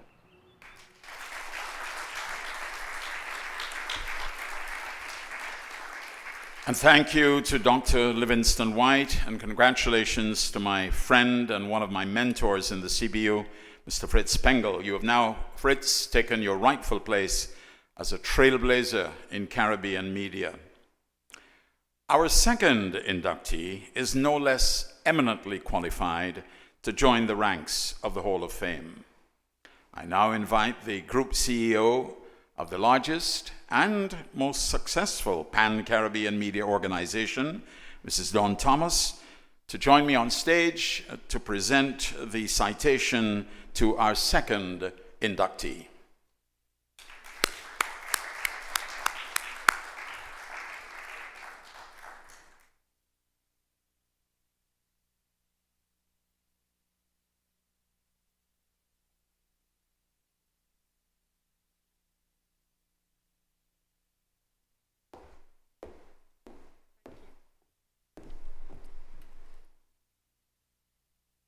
Good night, ladies and gentlemen.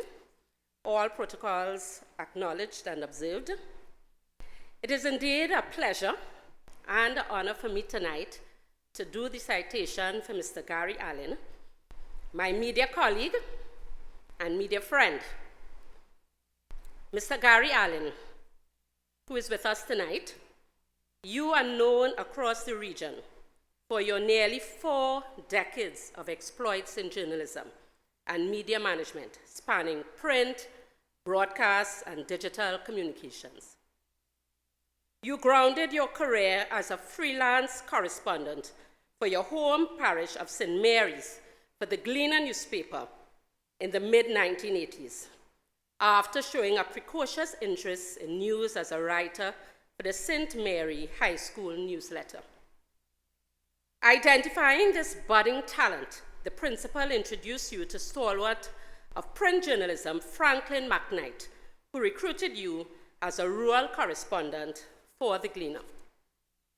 Showing the initiative that has been one of the hallmarks of your career, when you noted a possible newsworthy protest in the parish capital, you called in the story to the Radio Jamaica newsroom. The news team quickly brought you on board in 1987, where you moved from reporter to assistant news editor. Even in your early media career, you showed a strong interest in the wider Caribbean, becoming a correspondent for the Caribbean News Agency in 1989, and then a Caribbean correspondent for the British Broadcasting Corporation in 1991. In 1993, your capacity was recognized by the local competition, and you were hired by CVM Television to become the youngest manager of news, sports, and current affairs in Jamaica media at the time. For this relatively early career media professional, whose only broadcast experience had been in radio, leading a television newsroom was a brand new experience. Undaunted, you immersed yourself into learning all you could about TV newsrooms, management, and opportunities. The next step in your career required another major move, this time of country of residence. Your association with the CBU began in 1996 when you moved to Barbados to become Program Operations Manager. You were given responsibility for radio and television programming, news, sports, current affairs, and technical services. In 2000, with the Caribbean News Agency coming to the end of its full-scale operations, the CBU seconded you to the newly created Caribbean Media Corporation. There, you were given the responsibility to merge the print and radio services of CANA with the television services of the CBU, while still leading negotiations for special events, programming for radio and television. In late 2003, with substantial experience in accounting, financial, programming, and project contracts, you returned to Kingston to take up the role of Director of Operations with the RJR Communications Group. With careful tending, the group's offerings blossomed to 3 subscription channels, 3 free-to-air radio channels, and broadcast TV, and multimedia departments, by the time you took over from the late Lester Spaulding as Group Managing Director in 2008. Even as you headed the largest broadcast media house in Jamaica, the period was marked by your continued service to the CBU. You were elected to the board of directors and served as vice president from 2006 to 2017, when the president, Shida Bolai, retired in early 2017. You stepped in as president until election at the 48th Annual General Assembly that year. During your time as president, the CBU expanded its ambit, amending its bylaws to include print and digital media members and the renamed Caribbean Media Awards.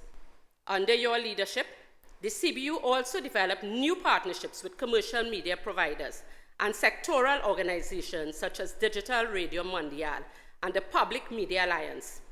In fact, the Annual General Assembly in Kingston 2018 was held jointly with the PMA's conference, where you were vice president from 2015 to 2021.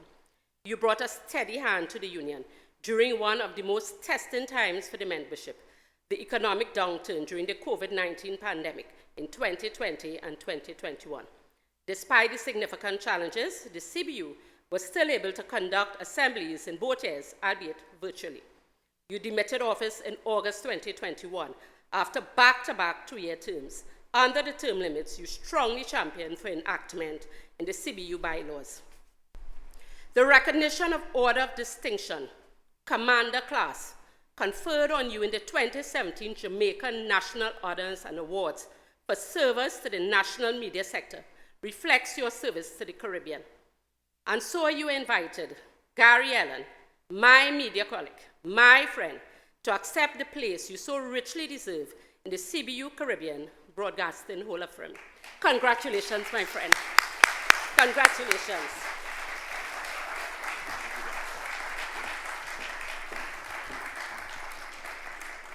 And I now invite the Honorable and Distinguished Prime Minister of the Twin Island Republic of Trinidad and Tobago, Dr. Keith Rowley, to present the award to our newest inductee.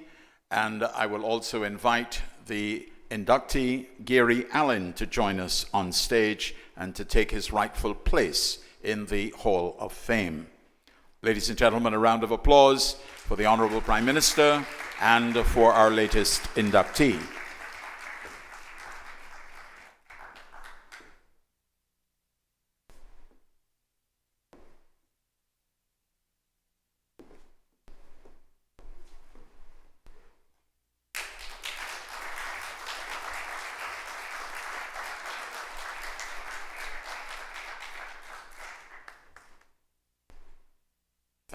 Thank you, Prime Minister. And now, ladies and gentlemen, I invite the newest member of the Hall of Fame, my longtime colleague and friend, Gary Allen, to take his rightful place in the Hall of Fame and to address you as a Hall of Famer. Gary Allen.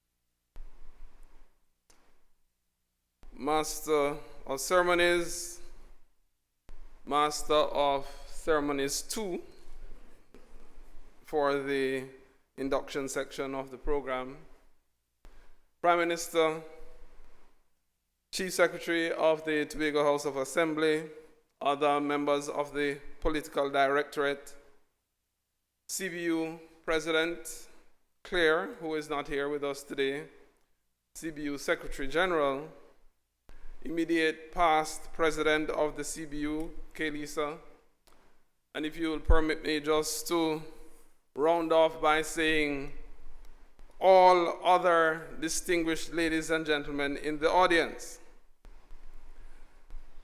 This awesome experience of generosity, hospitality, and cultural richness that has been displayed since my arrival here a few hours ago, it has tempted me to think of saying how pleased I am to be in the Republic of Tobago and Trinidad. But since my passage back to the part of the Caribbean community in which I live takes me from here to Trinidad, I have kept that only as a thought in my head. And I am pleased to say how wonderful it is to be in the land of the steel pan. After all, the steel pan is an instrument I love so much. It was a steel pan on which the wedding march was played for my wife and I when we got married in Barbados 22 years ago. Today, you have done me an enormous service and an unimaginable honor in inviting me to be among the ranks of those in the Caribbean Media Hall of Fame. I acknowledge the grace of Almighty God who has blessed my life and blessed my career. I thank my family, especially my wife, Eulalie, and my sons, Jared and Jordan. Eulalie and Jordan are here with us today. Eulalie, Jared, and Jordan have been around the CBU for so long. In fact, I think, Eulalie, we were around the CBU when you were pregnant with the first one. And I think everyone recalls them growing up They are no longer growing up. One is an adult away studying. The other is here constantly pointing out that he is now taller than I am. They have allowed me, my family members have allowed me to immerse myself in media, to travel and to be involved in projects and media affairs all over the world for over 3 decades. I thank you, Madam Immediate Past President Kaylisa, under whose leadership making this award to me was conceived. I thank you for your pleasant and your dignified approach and contribution to the industry.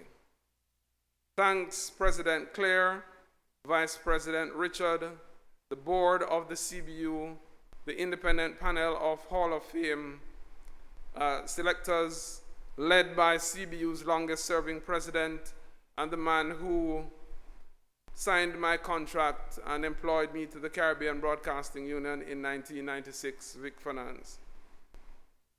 I appreciate the media fortitude of the lady in the industry whom I always call my maximum leader, former President Shida Balai, who is also on the Hall of Fame panel, and to Director of CBU member, the Caribbean School of Media and Communications, CARMAC, Dr. Livingston White, who is committed to excellence in media training, but whom, though we live in the same country, I seem only to see once a year in August at CBU meetings.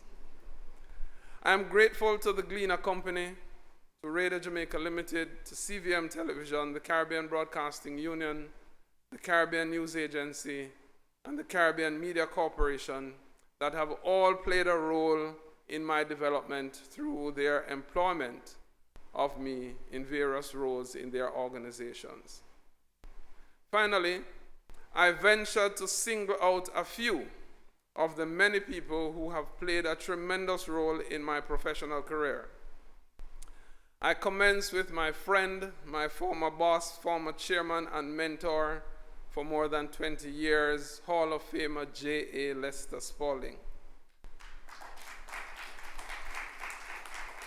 I'm grateful for the contribution that he has made to my development and to my growth. Also grateful for the contribution made by another Hall of Famer, Rafi Khan, who was consultant at the time when I joined the CBU, and yet another Hall of Famer, Hugh Chumley, who worked with a number of us on the establishment of the Caribbean Media Corporation. Ladies and gentlemen, when I looked at the list of persons inducted into the Caribbean Media Hall of Fame, I had a little bit of trepidation. But I felt somewhat comforted by the fact that I counted 11 of them that I have worked with directly in one role or another while I have been on this journey. Finally, I accept this great honor on behalf of my many, many media colleagues who have helped me to achieve what successes we celebrate today, because it's not something that is built in media on one person. It's always a team. I remember a few of them by name, largely because they have gone on ahead of us in life. Hugh Crosskill, Michael Sharp, both of Jamaica, Phil Smith and Colin Trotman of the Bahamas, Cartwright Grant of Antigua, and Curtis Wilson and Curtis St. Hill, both of Trinidad and Tobago. This honor is an indication of the contributions that they have helped me to make. I salute my colleagues who are in pursuit of excellence in media, today in the Caribbean, tomorrow across the world. Ladies and gentlemen, I thank you.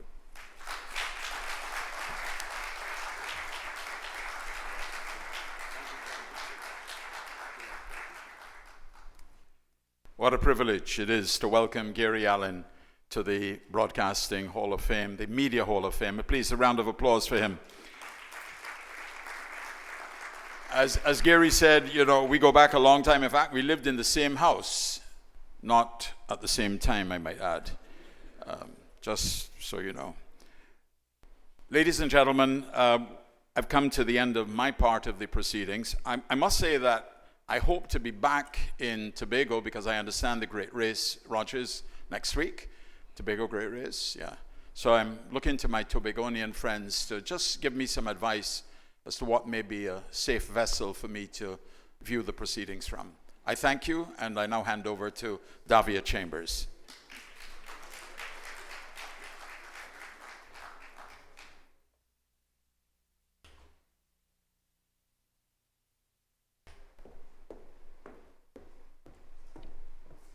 Thank you, Mr. Finance. So a new initiative of the President, Dr. Claire Grant, is that of a pinning ceremony, which will now take place. So we have a number of pins which will be distributed to executives this evening. The first person to be pinned is the Vice President, Mr. Richard Purcell, and I now invite Dr. the Honorable Keith Rowley, our Prime Minister, to present Mr. Purcell with his pin.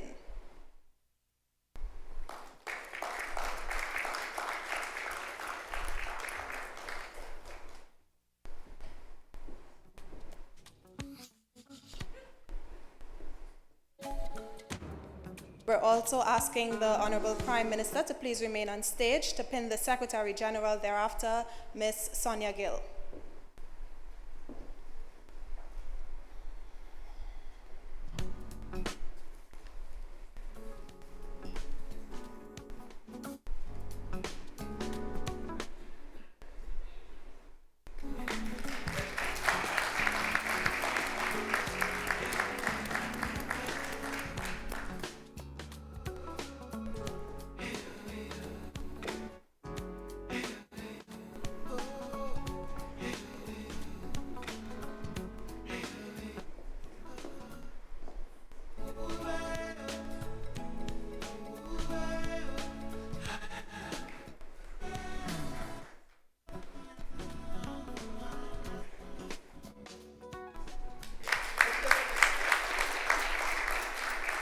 Thank you, Dr. the Honorable Keith Rowley, Prime Minister of the Republic of Trinidad and Tobago.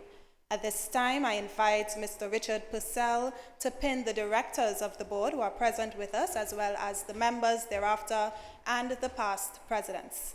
So I ask the directors who are present to make their way on stage: Emiliana Bernard Stevenson, Keith Campbell, and Anthony Green.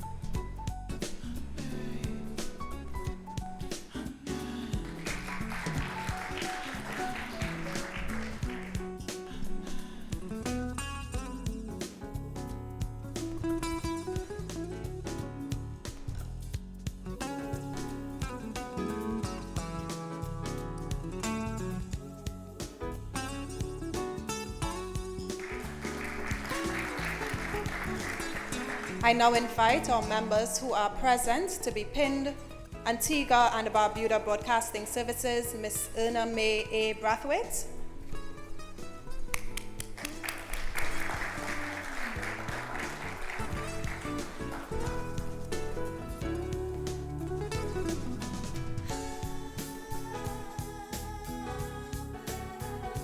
Caribbean Broadcasting Corporation's Ms. Jewel Ford;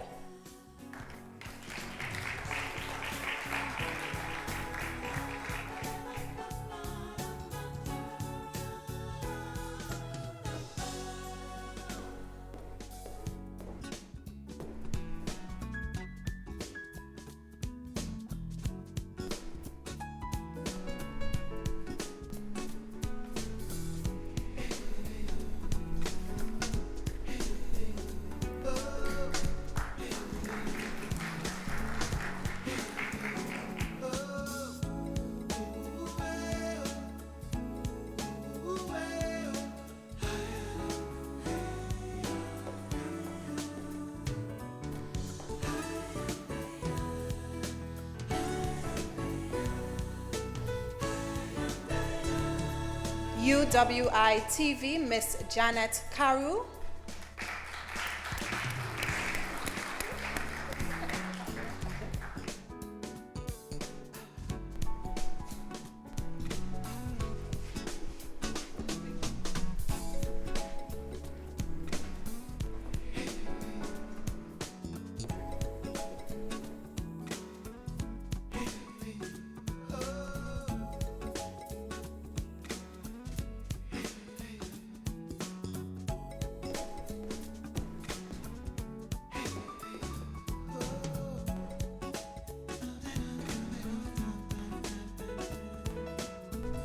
Great Belize Productions Limited, Miss Marlene Quela.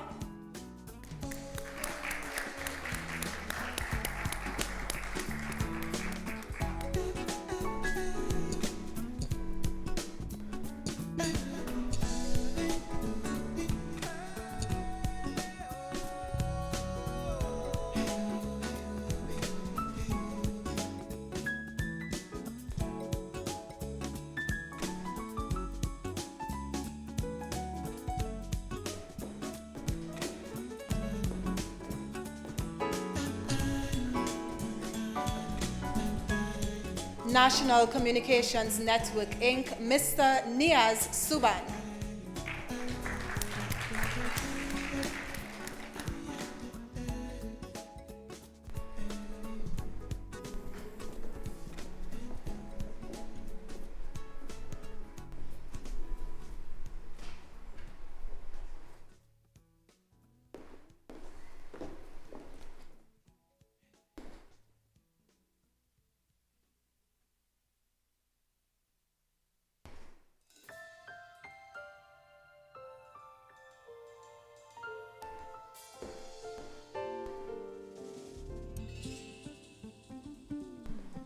Caribbean School of Media and Communication, Dr. Livingston White.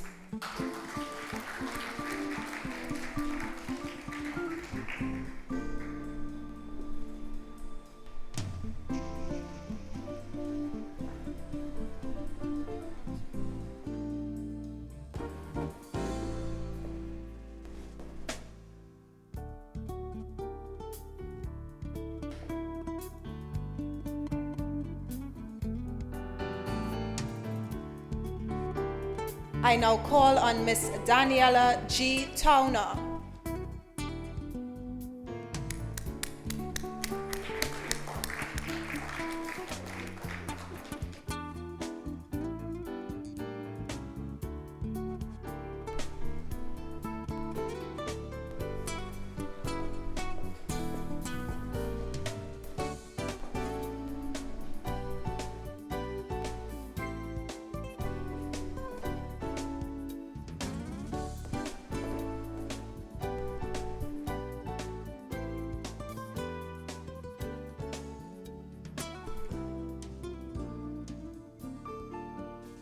Parliament of the Republic of Trinidad and Tobago, Miss Colleen Holder.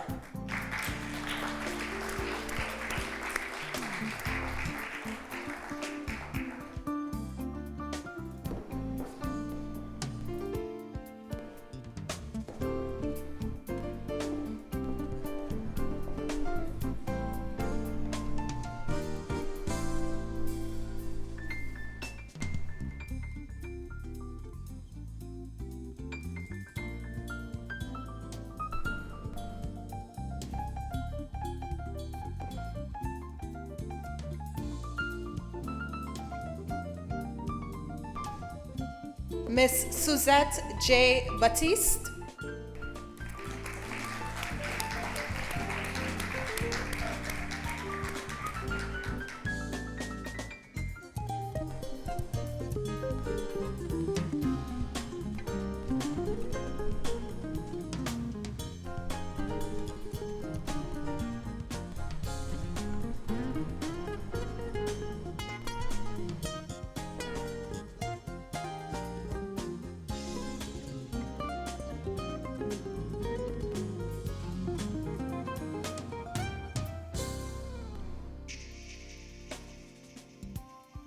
And lastly, in this category, Mr. David Roberts of TTT Limited.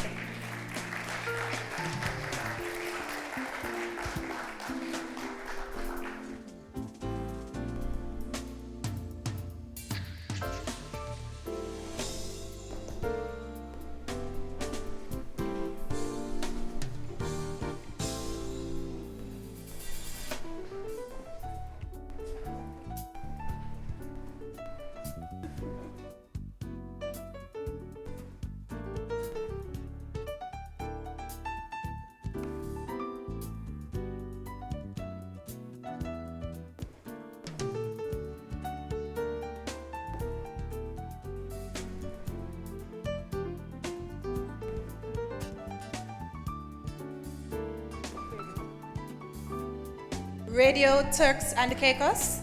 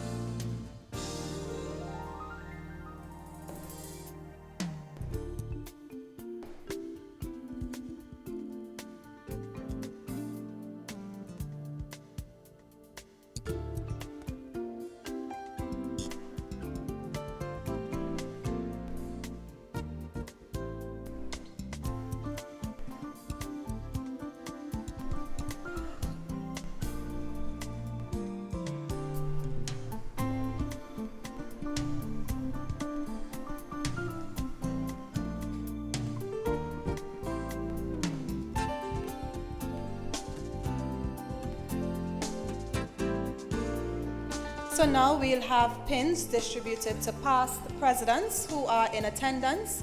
I now invite Mr. Vic Fernandes,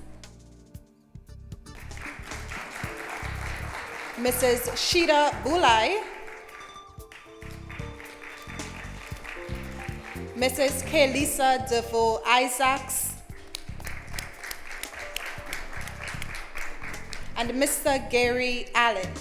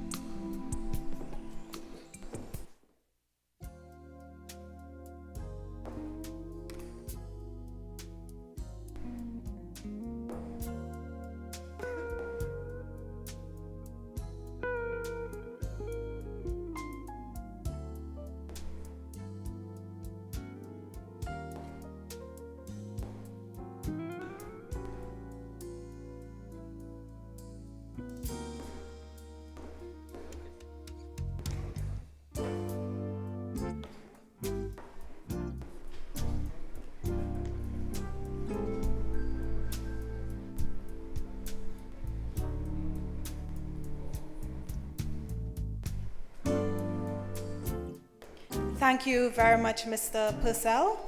So now as we wind down, we'll have the photo opportunity with our CBU member CEOs and the awardees. This process will be guided by the official photographer, so you can make your way to the stage.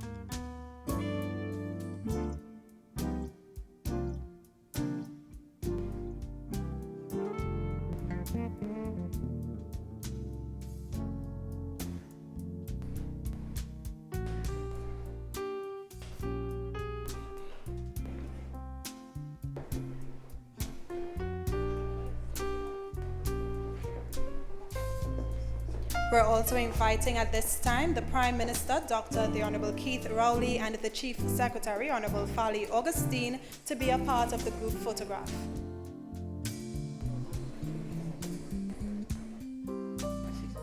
We're also inviting all of the members who were pinned to be a part of the group photograph as well.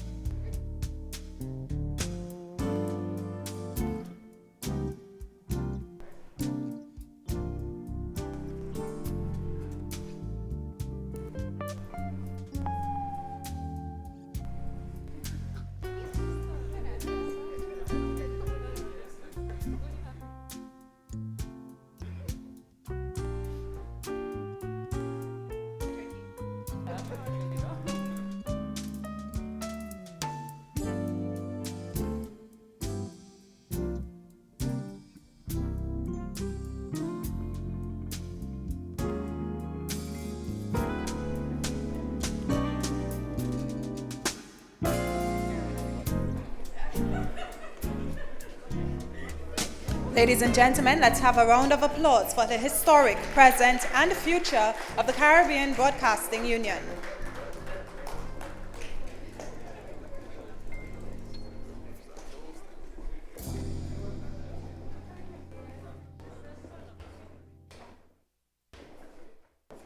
At this time, I invite the chair of the 53rd AGA Local Organizing Committee, Mr. Richard Purcell, to bring the vote of thanks.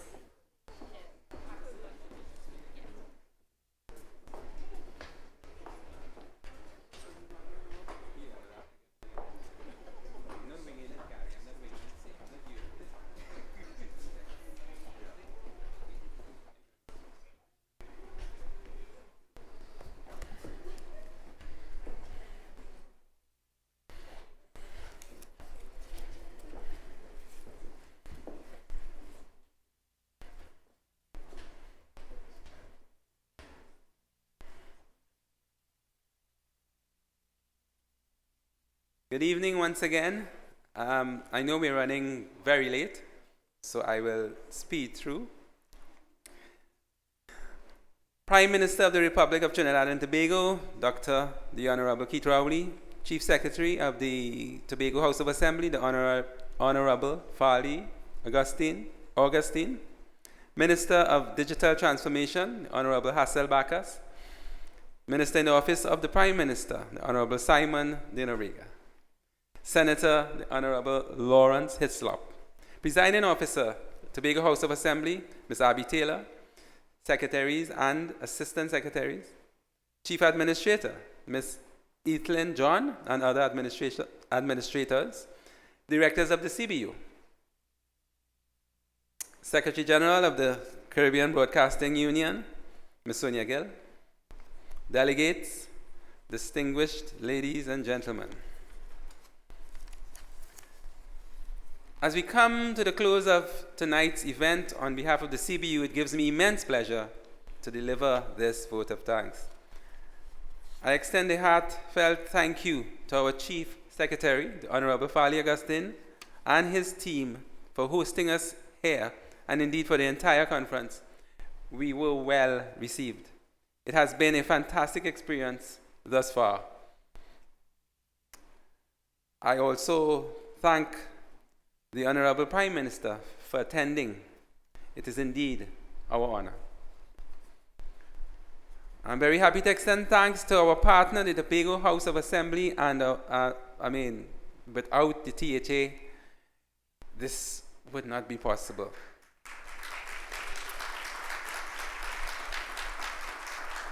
Yes. And our main sponsor, the National Gas Company of Trinidad and Tobago. I must mention our deep sense of appreciation to the Tobago Tourism Agency Limited for organizing today's island tour. We are also thankful to the Secretary of Tourism, Culture, Antiquities, and Transportation, Tashia Boris, and her team. To our esteemed stakeholders, the Public Media Alliance, Eutelsat, UNESCO, Caribbean Airlines, the CARICOM Secretary General, Dr. Carla Barnett, who is going to address us tomorrow, the Telecommunications Authority of Trinidad and Tobago, Tat, who has sponsored the awards tomorrow. The Shore Park Complex, where it's going to be held.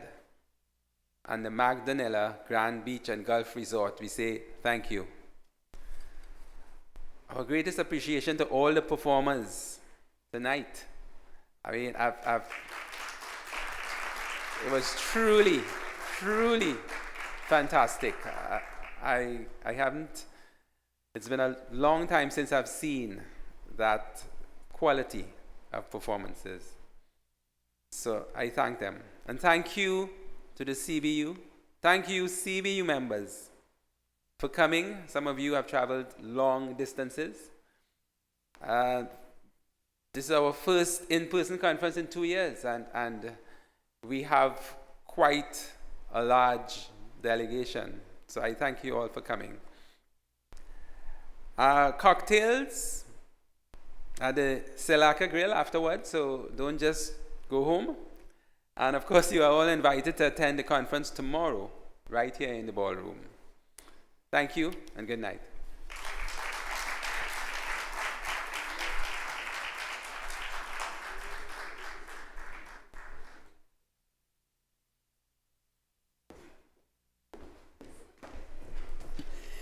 So that brings us to the end of this opening ceremony of the 53rd Annual General Assembly of the Caribbean Broadcasting Union, of course brought to you in part by the Tobago House of Assembly. Ladies and gentlemen, as you already know, you're now invited to refreshments. Thank you once more.